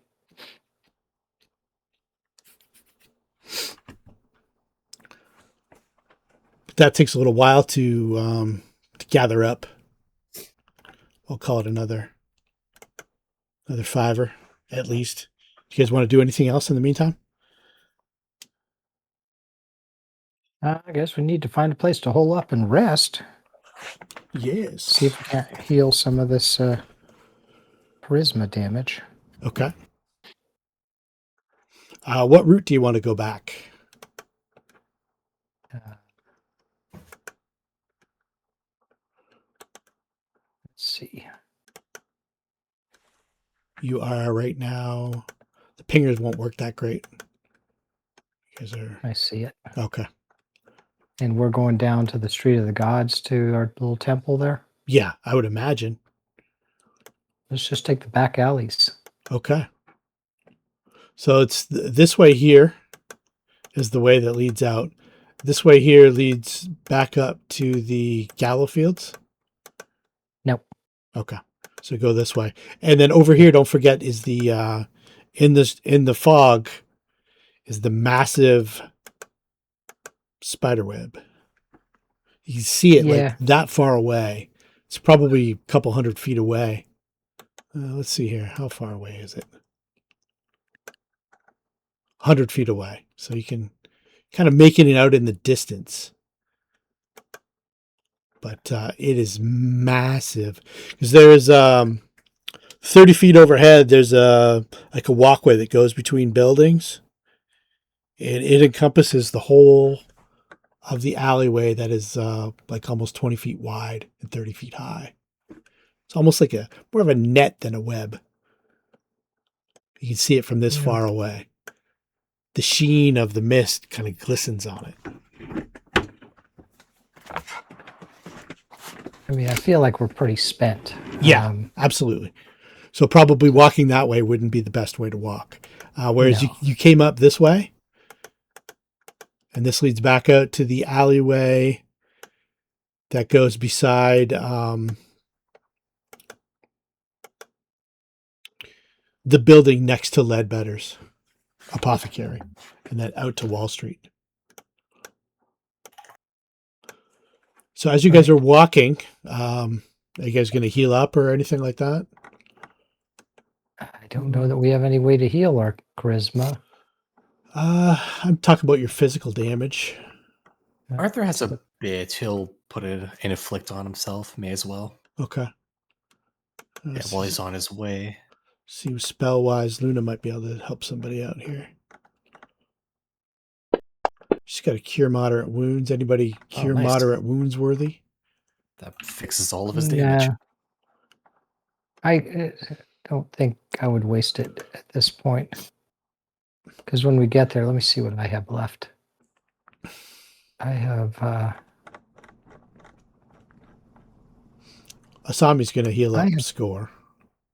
Yeah, I got 3 spells I can use to heal. Oh, and I got a restoration. Okay. So the lesser restoration, let me see what that does. I think that gets rid for charisma damage, if Yeah. I'm right. Damage, not drain. So yeah. Yeah, restoration. And Arthur's got damage too, like charisma damage. Dispels any magical effects. Reducing one. Okay. D4 of temporary ability damage. All right. So he'll cast that for a D4 3, and she's down 3. So that works great. So Luna says to Arthur, I can take away your psychic damage. Yes, do that immediately, please. It's 100 silver smerducks for this diamond it cost me in the market the other day before we came to this place. I will pay your fee, wizard. For you, guild brother, anything. And I'm a fighter. She casts Arthur a will full-blown Arthur will restoration. pay. Yeah, full-blown restoration, and you're good. Yeah, he'll hand her 100 smear ducks. He's willing to eat the price for now. He needs the he needs his charisma. Yeah, she says, I only have 2 left, so when we get back to the city, I'll have to seek out the jeweler.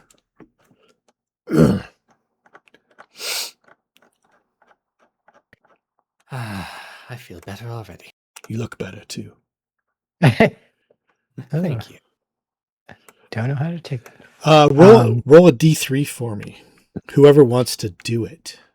You don't want to roll a 1 or a 3. A 2 would be. Who do you Go want to ahead. roll D3? You go ahead. Go get him, Arthur. Oh, I don't want to roll 3 of these. I want to roll a D3. Hold on. Roll a D3. You got to go to custom dice. Or you can just roll slash roll a 6-sider. Can I just Six- do slash roll 1d3? 6-sider works too. 1 to 2. There we go. There you Nice. Oh, you got 2. That's good. You shot it. Very nice. Okay, so as you round the corner in the alley to here, you hear the howls of yethounds coming from Wall Street.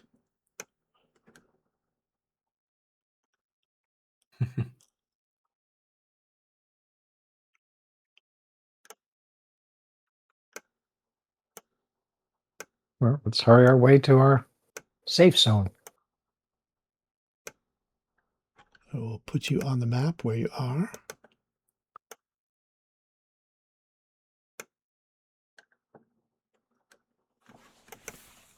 And you can hear them coming from this direction. Which, of course, is where you want to go. Well, then we'll just have to take those damn things out.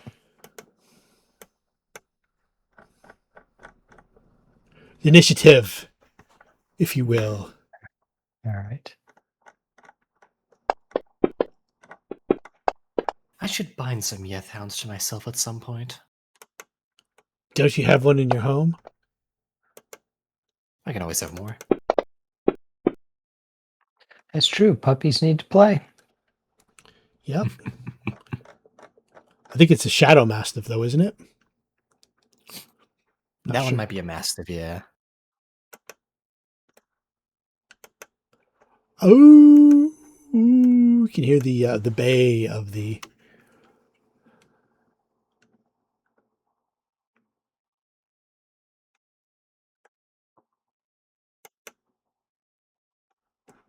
Did I get the right one? Yeah.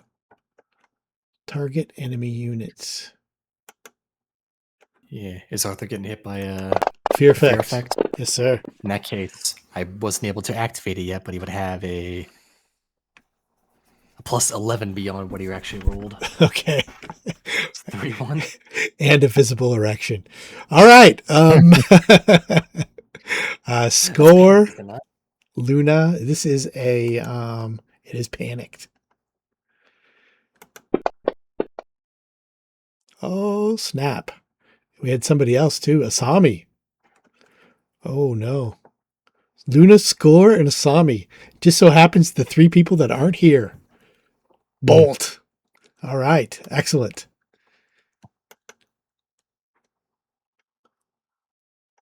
Damn it. Does Target. Arthur need a second level spell? Or would he be better off just improving his cast level? The next Death Hound. Oh, they already failed. They failed again. No, not them. Clear targets. Target. Baccae. No. Jesus. It's too far away. Yeah. I'll go ahead and activate my fear buffs for this. Okay. Me, Baccae, Zed, and Hold on. Arthur. Let me know when you're ready, Arthur. Oh, I'm ready. All right.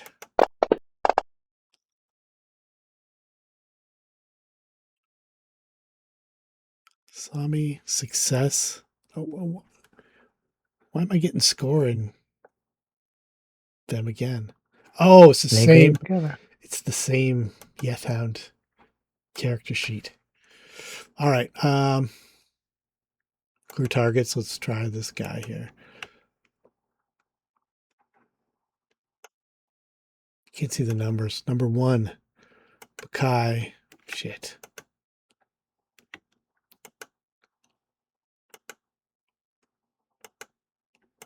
There we go. This should work. That was clumsily done.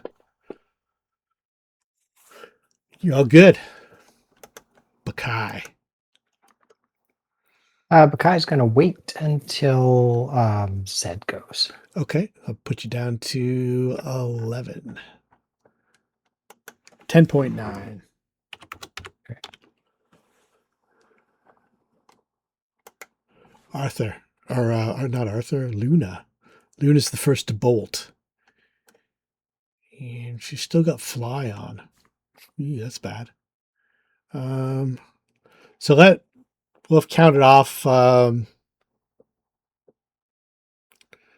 say another 2 minutes from getting up through the courthouse, checking out a couple things, coming out down through the alley all the way to here.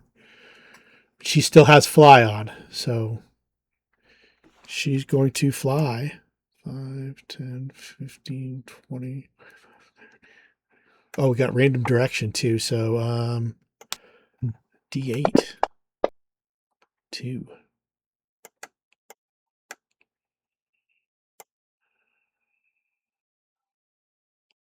I'll say 1, 2. So 2, 3, and 4 would be out towards the dogs. So let's try it again. 7. Okay, so 7 would be up this way. Double move, put her about there. Back towards the courthouse. Arthur. Where actually are the Death Hounds? You can hear them out. It's probably somewhere on Wall Street. You can hear them howling. Somehow they sense you.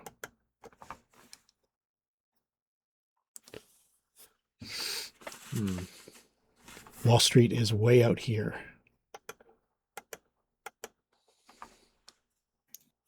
Yeah. Arthur will fly himself up to about 20 feet. I believe Yethounds can fly, but still, make sure that nothing on the ground can really attack him. He'll wait. He'll just wait for them. He's not afraid. Okay. He'll wait for them to enter his line to appear before him. All right.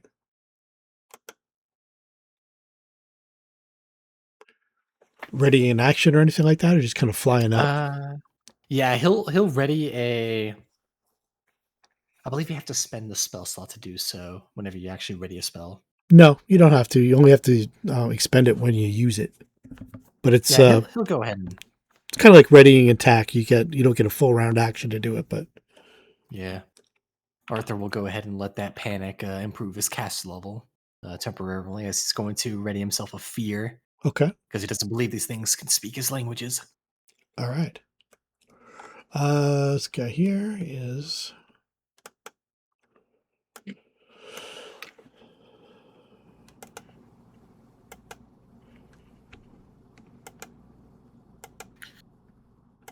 Gonna fail one of these. Baccae and Zed. Maybe not. Uh-oh. Somebody did. Zed. I see a Zed. See a Zed. Mm. Let me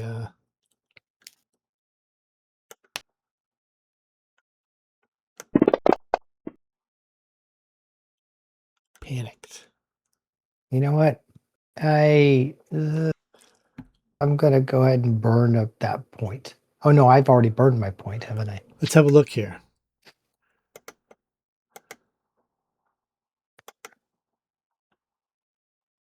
Yep. We well. have Score, Luna, Baccae, Marcus, Valkyrie, and Midnight.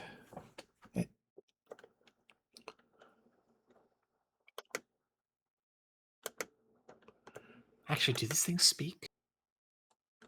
Let's see. It's Knowledge of the Plains, Arthur. You've Yeah, encountered do these before? things speak? Yeah, hold on. He does have a rank in planes. Yeah, he might know. Yeah, did these things speak any languages? Yeah. Kind of like the languages of the lower plains. You've heard the languages before, probably enough to string against a sentence like "be gone from here" or something like that. Enough to have a basic language dependent spell affect them. Yeah, absolutely. All right. In that case, if I'm able to know that, instead of a fear, let's actually prepare a castigate. Okay. Make them really suffer. Alrighty. Zed. All right, so I'm going to be fleeing, but I can't cast a spell when I flee, right? No, I don't think so. I think you can cast a spell so you can flee better. I think. Yeah. Damn it! The whole reason I had I wait was so I could. All right. My plan has failed. Let me see if I have anything I can do. Zed fled, baby. Zed fled. Oh, I have something. Let me see if I've got it on the sheet here. I do. I go invisible. Okay. And go running for hopefully the invisible. There we go. I go running wherever I run, I guess. Okay. Let's go. When we get to a place where you can actually diverge from anything, then we'll roll randomly if we get to there. So just make a single move. Probably this direction. Yeah, you got it. All right. Oops. Let's see. I don't. Yeah. 5, 10, 15, 20, 30. That's good. All right. So to there. All right. Baccae. Well, Baccae, because I was not able to cast on Fetter on her, has to remain within 100 feet of me. So she's not going to go tearing after those critters after all. Crap. Let me see. What happens if she goes? I know she goes down to half hit points, but what's the? Let me see what the.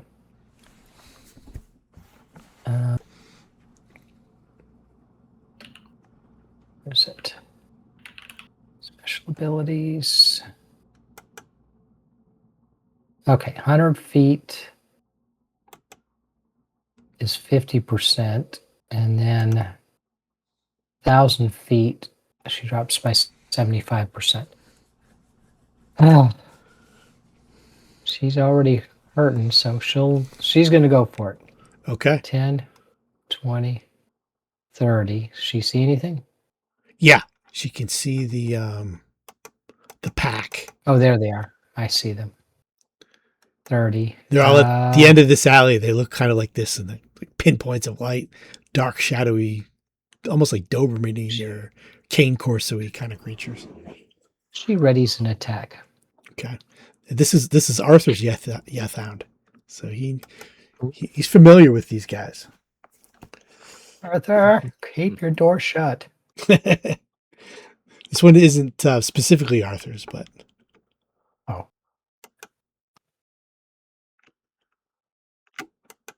All right. That's her.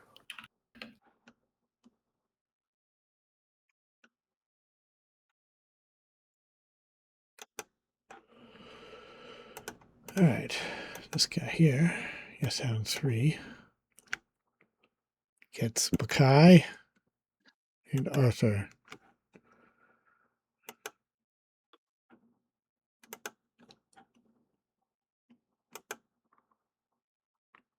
Is there another fear effect coming? Yep. Let me just quickly. There we go.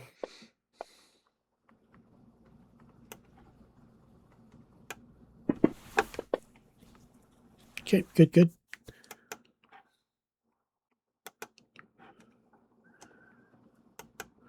Asami.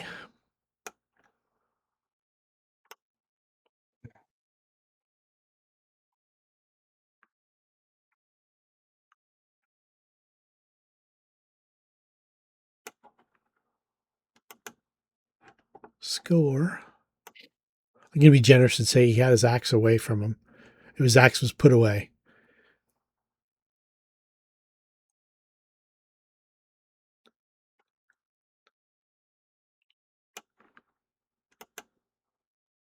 All right.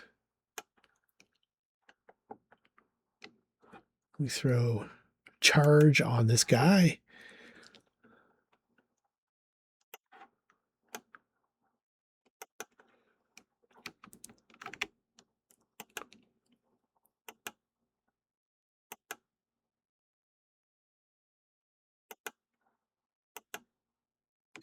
What's going on?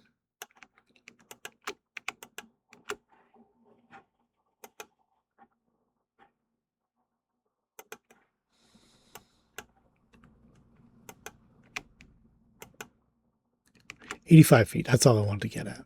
Okay.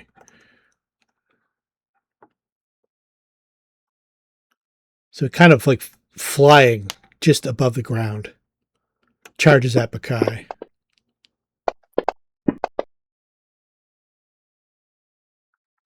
Plows into her. Okay.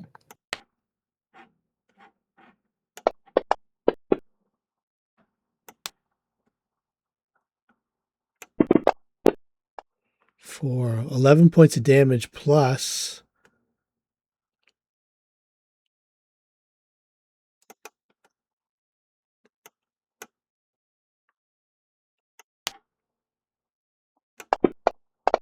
potential trip.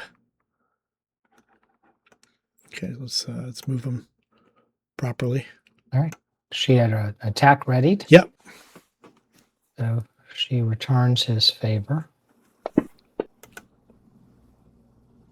Hit. Yelps. Yeah. Arthur will hold off his castigate, his prepared one. This thing seems to already be heavily damaged. Arthur, you know that it's got some immunity to everything except for silver too. DR5 silver.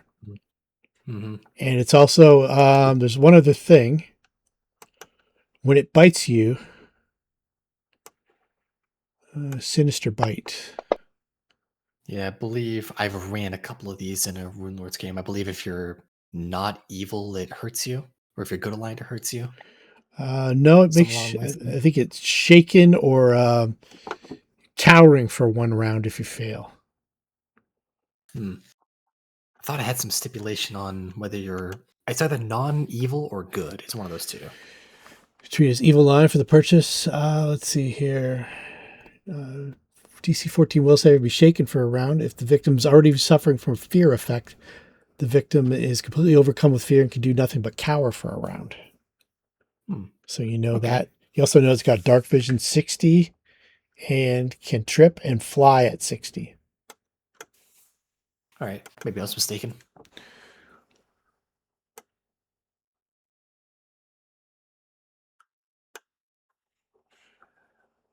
This one might be worth castigating. Okay. I imagine it charged, so It's I have charging, to yeah. probably wait for it. I have to wait for its action to finish, I believe. Okay. It's got to come piling in. Oh. Misses, but narrowly. Now he will get castigated. This will move my initiative to, I believe, below his. Okay. You're below his anyway. It's fine. It'll actually technically increase it, but that's fine. That's fine. I believe, yeah, I'm within range. I believe I'm within close range. It's 25 plus 5 for every 2 cast levels. Yep. My cast level is currently 12 right now from the thing. Yeah, I'm close enough. I think what actually happens when you're ready in action, if you don't get it off during that round, everything kind of resets. But I'm okay with this. Is just a whatever encounter anyway. Well, okay then. Well, regardless. Okay.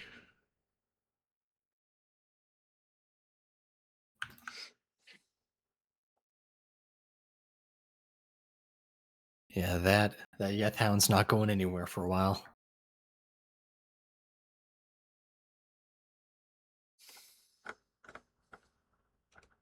Yeah, we'll just go ahead and say it skips my next turn, not bother changing the initiative. Okay. Cool.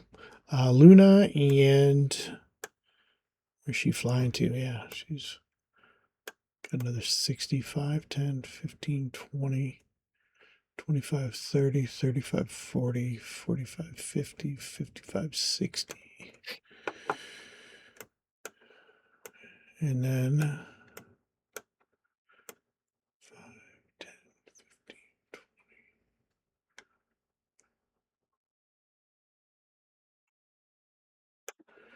Okay, she's making pretty good headway. Yeah, I already taken my ready, so that effectively takes my turn. Gotcha.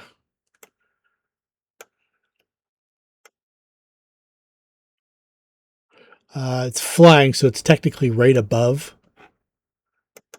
that one as it charges in.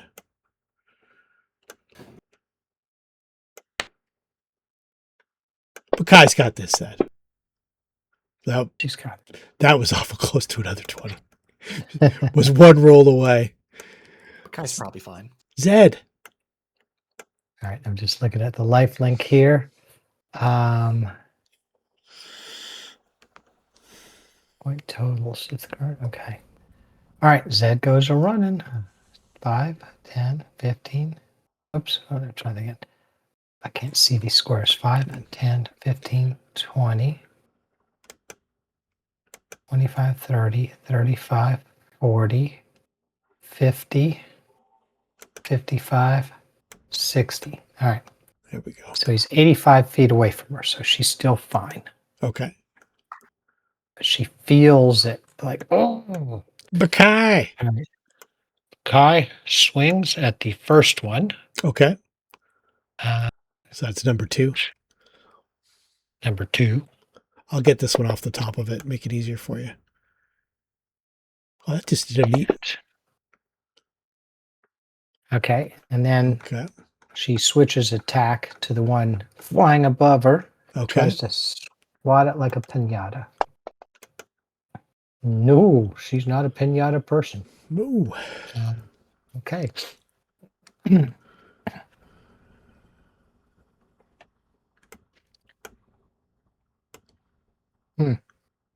Actually, can she 5 foot? Yep. Okay, so that buys her Oh. against a charge. Okay. All right. Keeps her from being attacked by that one. Asami, 5, 10, 15.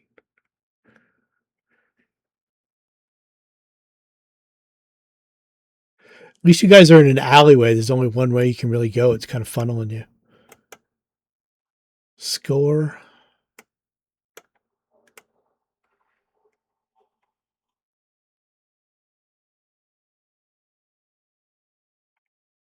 Score might have just bowled over Zed there, so I'm going to roll. Because you are invisible, and you are taking up the 5 feet of the alley. That is true. If he knocks me prone, I'm not upset. No, he is kind of a brute. That was just his accent.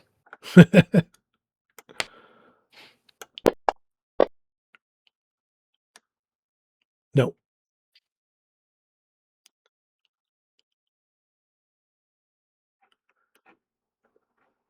Manages to push by you without pushing you down.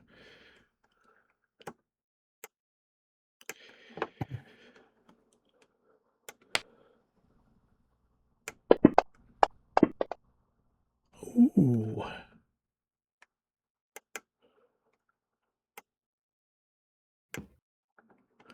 Who's going to be out of sight pretty soon?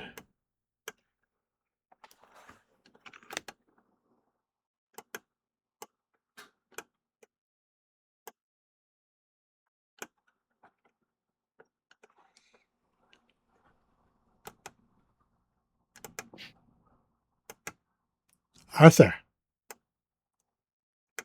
All right. All your companions have fled. That is true. Baccae is holding the line, and she is quite defensive. I'm not certain if Arthur needs to do much more. He's already cascaded one of them. Then again, we are heading back to rest. He can afford to burn some of his spells. You know that these creatures can be dangerous in a pack if they manage to get you down on the ground. That is definitely true. If they do manage to hit Baccae and they do fear her, that's pretty bad. Or Tripper. Arthur will go ahead and Tripper, yeah. Yeah, he'll go and float himself up a bit closer as he's going to hit the third one with the castigate. No need for a proper fear. That might cause more problems than it's worth. Okay. All right. And the fourth one can probably be defeated by Baccae by herself. Probably doesn't need her. She probably doesn't need his assistance for it. Okay, so this is the one. Just realized that I targeted the one who wasn't going yet. Oops. I thought number 3 was going first. Oh well. That was a misplay on my part.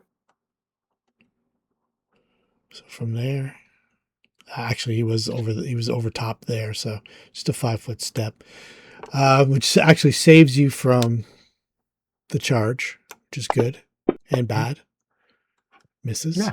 No, that's all good. All right, the misplay didn't matter in there after all. All right. Now here's the bad part. 5, 10, 15, 20, 25, 30, 35, 40, 45, 50, 55, 60. Okay, so I'm over 100 feet away.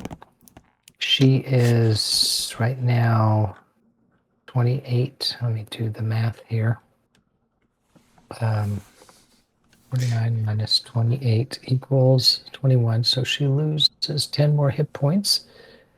So 33. Whoops. All right. So she's down to 10 hit points left. Sorry. She hears from far away. Baccae, I love you. I always love you. She's like, damn it, man. She swings. Oh, nice. Oh, she's furious. Oh, yeah. Two She's hits. furious. Well, no, that's one hit. That was a critical check. Oh, yeah. That's a critical hit. She hasn't done the second hit yet. Oh, yeah. It's all right. It's Mundo killed. She is mad. All right. Second attack. Is a hit, I think. Okay, and then she 5 foots. Okay. These things Yeah, are problem is, these things are castigated, both of them.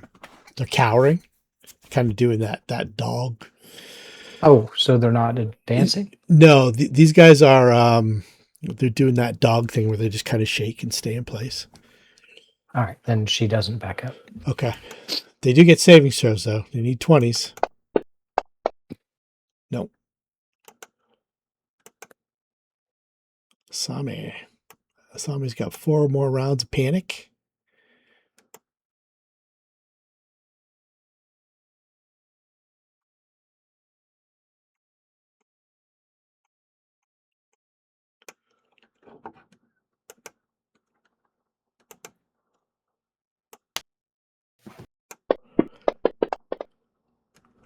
She kind of bumps Zed, but she doesn't knock him over. Score.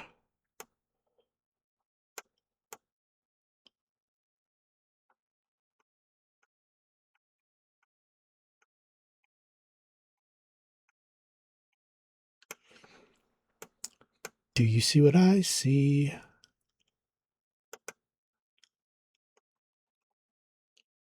The web, lurking in the distance. You wanted us to hit it. No, I don't. I do not. Panic for 3 more rounds. I hate to inform you of ways to make Luna get even further from us, but she is a teleportation conjuration wizard. Yeah, it's true. I think it's fair just to do double moves, though. All right. She could, like, if these things were Just chasing step her, into them. like if these things were hot on her heels, she could definitely, yeah, she can teleport a good distance. Arthur. They're both castigated. Arthur will give. Let's see. Are you guys still within the range of the message? Probably. It's medium range, isn't it? Yeah, I think so. Score and Asami are like, they're panic talking, and you hear the word courthouse. So, knowing with the courthouse, depending on which way they go, could be really bad. Yeah, Arthur. Baccae's gonna be fine. They're both castigated. Arthur's gonna bid her farewell for now and try to catch up with the rest of his allies. Okay. He'll fly overhead doing so. Sure thing. Right, so that's gonna be 1, 2, so 10. I think that's 30. I think you can do 35, 120, 45. right? Yeah, you could do 120. I'm just trying to calculate the diagonals. Something like that is good. Well, that works too. Yeah, there you go. Flies up to around here atop the ruse. Okay, so from there you see it lurking in the distance.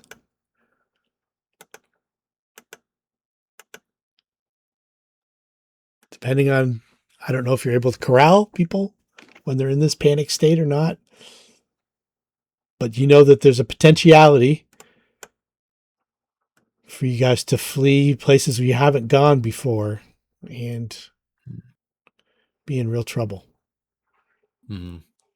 Nothing Arthur could do right now, at the very least. Yeah. He spent his double move again here. Mm-hmm. I think the best thing he'd do is castigate his own teammates just so they can't move anywhere. Could be. Zed's going to panic. His panic's going to end after this round. But he's still panicked. Zed. All right. 1, 2, 3, 4, 5, 6, 7, 8, 9, 10, 11, 12. Okay. Baccae. Come on, Baccae. You got this. She's like, damn you, Sad. Hit. She's taking her frustrations out. Crunch. Dying. Steps onto his corpse. Got that one down. Crunch. Oh. Digs into that one. Don't roll a 20.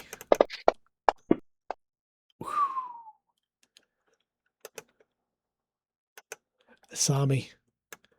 All right. So we have 1 or 2. So 1 is up, 2 is across. Roll a d2.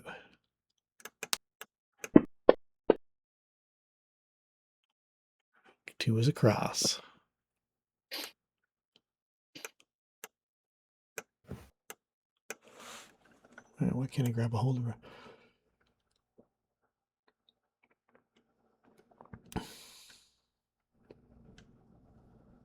Oh, hell. Then we have to roll when we get to the next intersection. Score. 1 is up, 2 is across. It's like herding cats, Arthur. Look what your fear is doing. So 1 is up. It'd almost be funny if it wasn't as potentially life-ruining. It's still funny.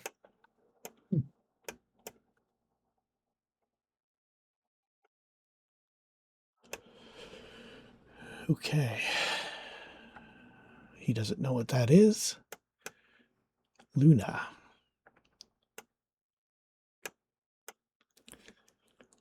I'm going to do a direction roll now. Seems as she's clear over everything. I'm going to go just the clock. So 1, like this way is 8.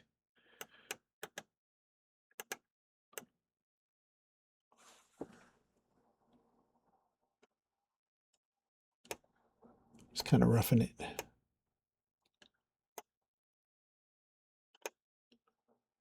She's definitely out of comm range. Arthur.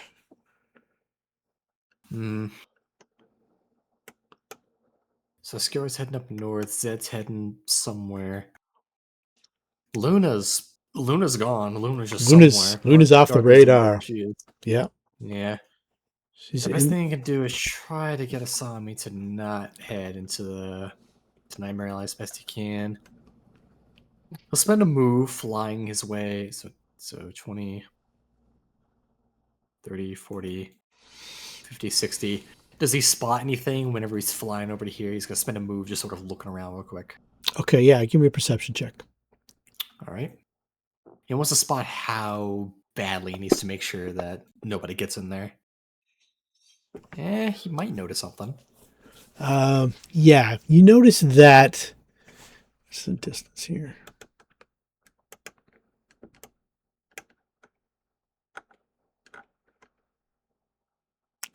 Okay. These are those webs. Now that you're closer and up above it, this the top of this bridge here is essentially a giant nest, a giant funnel nest that kind of disappears into this building.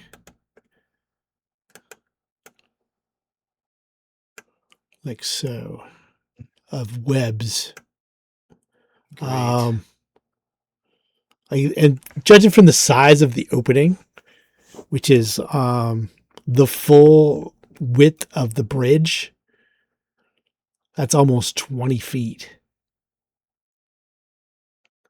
Do you have knowledge nature? No. Okay. Doesn't seem to be, other than the sheer colossal size of it, doesn't seem to be unnatural. But it's just like a spider who's able to build like a funnel web into a building that size, you shudder to think what that would be. It's at least 2 or 3 times the biggest spider you've ever seen. You've seen some big spiders. Still has a couple minutes to fly. Thankfully, his magic's strong enough to pierce even mindless beasts like these. Still, he'd rather not try to deal with them if he can.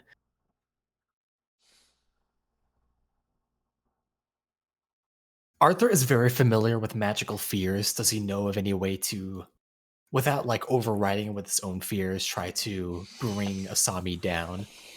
It's going to expire soon. You know that it's 2d4 rounds for your Yethhound. So her panic is going to go away if you somehow divert her.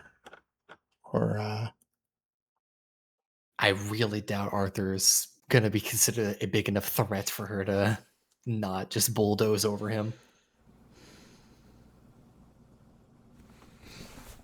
if you did kind of get in her way, though, you could divert her north towards the Gallow Fields or south towards the God knows what's down this alley. I think what Arthur can probably best do is try to move himself, like float himself down to around here to sort of like get in her way to like, he can't really stop her physically, but he can hope that that it may like jostle, like maybe she'll like perceive him as like something that like would just be more effort than it's worth to get through and might change her direction at the very least. Okay. I'll let you make if not, why don't you make an intimidate check?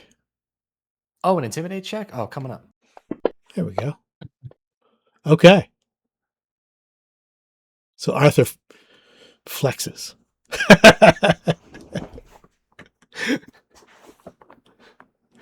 Arthur will give her a smile. Yeah, the jagged whatever, bloody. I think it's bloody tears and jagged smiles. Yeah. Just maybe blood coming out of his eyes and got that big Joker mouth. Yeah, the fluff text is, I believe, your eyes turn like pitch black and bleed red while like your mouth gets filled with like razor sharp teeth. I think that's the fluff text of it. All right. Well, that probably worked. And if not, hopefully the spider is not strong enough to be immune to his magics. Or hopefully the spider's web isn't 60 feet and it gets Arthur instead. Because he's facing Asami. Zed. All right. Even north, odd Yes. west, I guess. All right. Odd west. Odd west. Okay. Let me zoom in.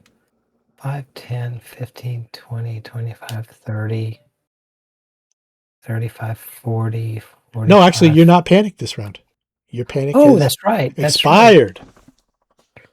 right. Then I am going to delay until after Baccae. All right.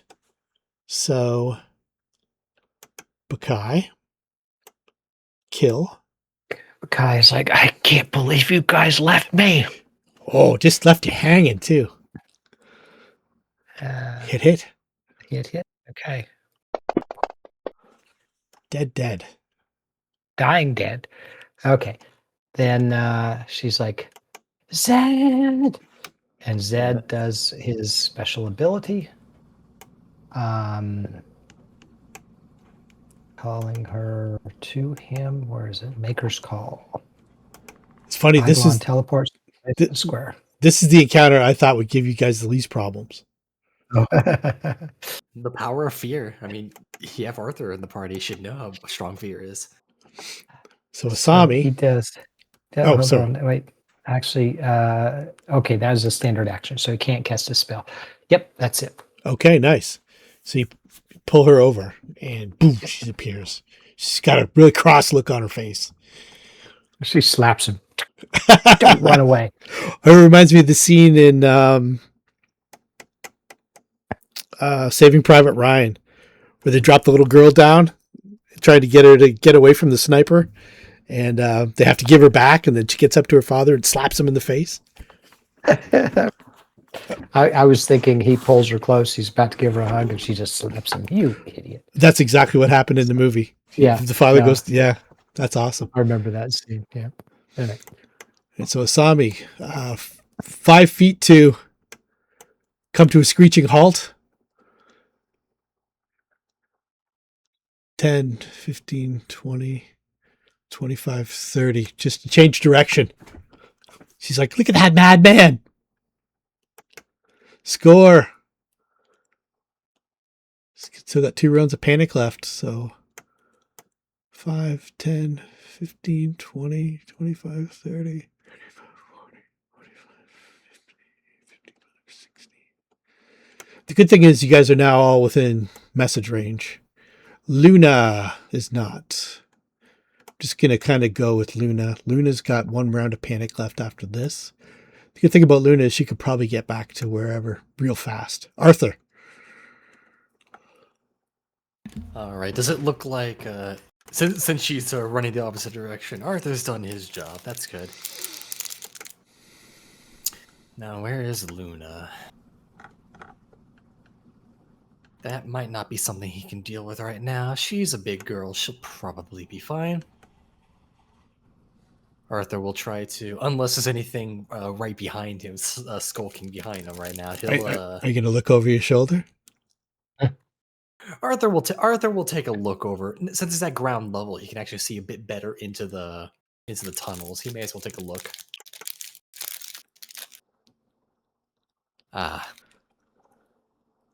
Actually put it in a square. That probably has a lot of hit dice. That actually might have enough hit dice to actually sort of be immune to his spells. He should probably walk away from that.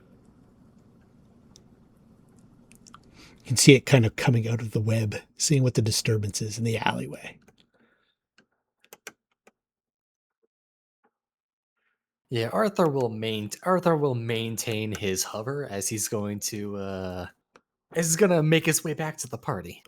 Let me just remind you, in the realm here, you got roughly about 60 feet of actual vision, and then it starts getting skewed in the mist.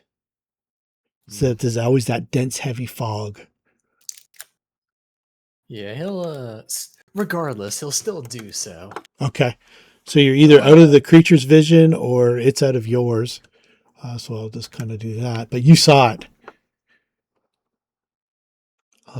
Didn't really emotionally scare you, but like, yeah, that kind of scared you a little bit. That's like, if you want to put a size on that, that might be 30 feet by 30 feet. House sized. Yeah. Massive. Zed. All right. I'm going to cast a restoration on her. So let's do that. I think that's 3 rounds, like regular restoration. No. This is, I'm sorry. This is a, where is it? Hold on. Iron restoration. No, it's not. I said the wrong spell. Oops, okay. What did I do? My spells are missing. Let me go to my other sheet here. I'm doing a rejuvenate. Okay. Rejuvenate. Cool. Gotcha. So, all right. Now, where is the? Why did all my 3rd level spells disappear? What did I do? Are you in combat mode? Yeah. Let me shift out of combat. Okay. There it is. Oh wait, no. 2nd level, 3rd level. There we go. Okay. So I need to do. I hit the cast spell box without actually doing it, and it disappears when you're in combat. Yeah. Okay. So there's her heal. All right. So healed 20 points. Let me make sure that I think that went into play. Yes, it did. Okay. So that is it for me. Baccae looks around, and Skewer is still disappearing down the alleyway. She heard, like, Arthur looked behind himself and saw something near where the spider webs was, and he muttered, "Ooh, that's big." Yeah. He basically floated back while keeping his He basically like, floated backwards towards Asami, like keeping his focus on the creature, whatever it was. Okay. Then, you know what? She's going to hover in the air. She's going to go up and just keep an eye on things. That'll be it. Okay. Asami, all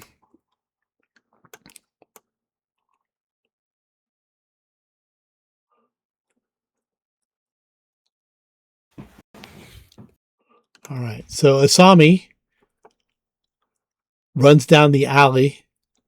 This is in front of the courthouse. And this is where you saw Langston in his kind of a dream throes, and the spiders were coming out of his mouth. And she looks down, and just as the panic is about to wear off, she says, Langston's here. And score.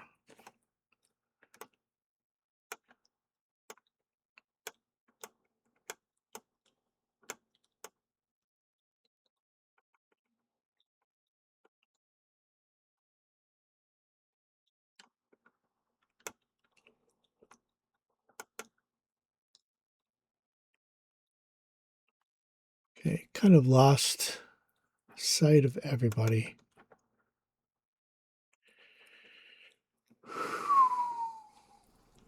This is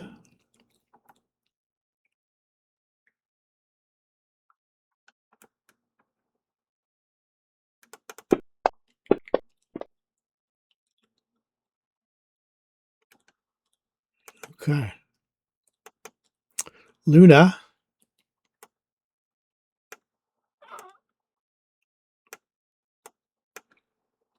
Arthur. Everybody's out of panic now. You can tell by the breathing and settling in.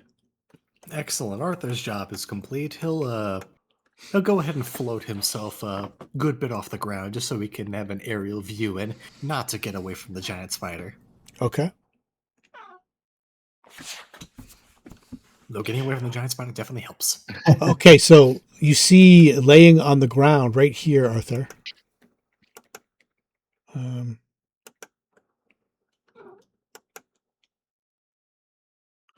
You see Langston laying on the ground, and he looks like he's really high.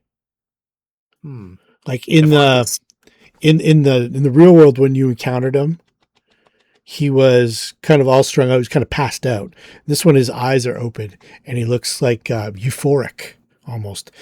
And you remember, you also saw Langston, Nomi, and Reynaldo in the Caligara house, and they were smoke creatures, Belkers. But this looks like actual Langston, and he's laying on the ground, and he looks like he's just wasted. In that case, Arthur will redirect his ascent, since he's quite interested in that. He'll float himself up to about this. If he has to double move to do so, that's fine. He'll float himself up to about this this roof here and like gaze down upon him. Okay. Sort of watch, not getting too close in case he's some form of shadow beast, but if he is, he'll have to deal with him somehow. Okay.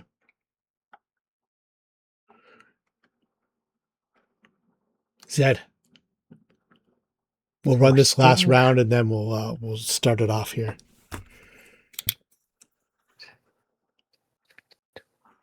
35, 40. Where is he? He's I can put him on the map for you. Just give me a second.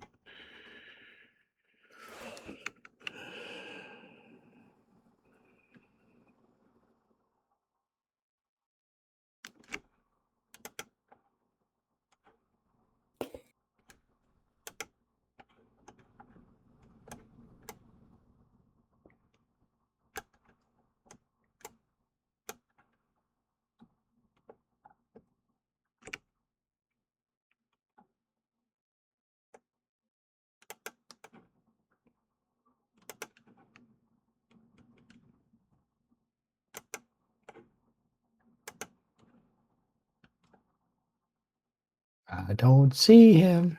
I can't find him.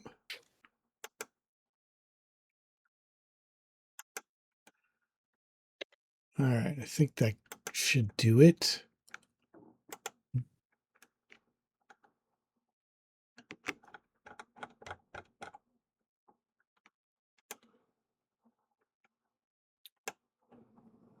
Right there.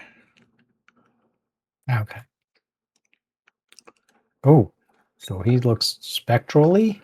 Not right at this moment. He looks like a person would look like they've been taking trance for, I don't know, a couple of days. You just wake up, take a hit, kind of wander back into that opiated kind of sleep, and then wake up, take a hit, go back into that opiated kind of sleep. He's kind of eyes half open, like he's just about to maybe fix up again. Let's get perception checks from everybody. All right.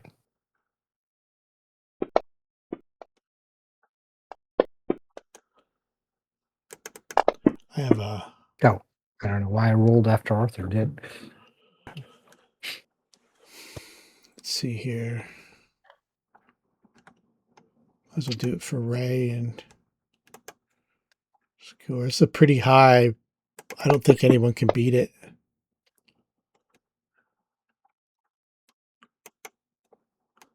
You'll see on the video if you watch it. Or I can just tell you it was The video of the donjon. That's right, the donjon. Yeah, you don't see the incorporealness of it yet. There's there's a surprise for next week. If he looks that kind of what it is, then I will stop there. And Okay, Baccae. I fly over and come down a little bit. Oops. All right. She'll come down next to him. All right, excellent. But that's her full move. All right. So, yeah. All right. All right. Oh, so, sorry. Click. Yeah, so I think Asami would probably go to maybe try to render some assistance. Seems to be in her nature. See if she's got anything that would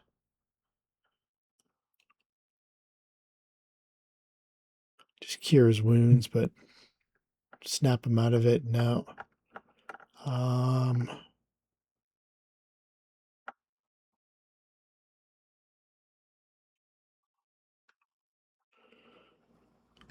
Should re-up the message and specifically yell to score. Get back down here. Something might be going on. And then score 5, 10, 20. All right, we'll leave it there. So we've got whatever this is, at the top of the pops, round number 8. And we'll start it off there. In the nightmare realm. One round left of Invis. All right. Okay. Awesome. I will not remember that in 2 weeks because I'm heading to Vegas next week. So my mind will be fried. Oh, yeah, definitely. That's why it's on the combat tracker. Yeah. Let's make sure the Invis, I didn't put or did I? Oh, it says 74 rounds left of invisibility. 74? Yeah, because it's 1 minute per. Oh, you haven't attacked anybody or, you haven't broke the invisibility yet. It's regular Invis, not greater. Okay, yeah. That sounds good. Awesome. That was a fun game, guys. Yeah. A lot going on. So we'll catch you in 2 weeks. Definitely. I will give you experience points for the Hounds. Did we make it? No, another 800. 97. You're 8,000 away. So 32,000 total.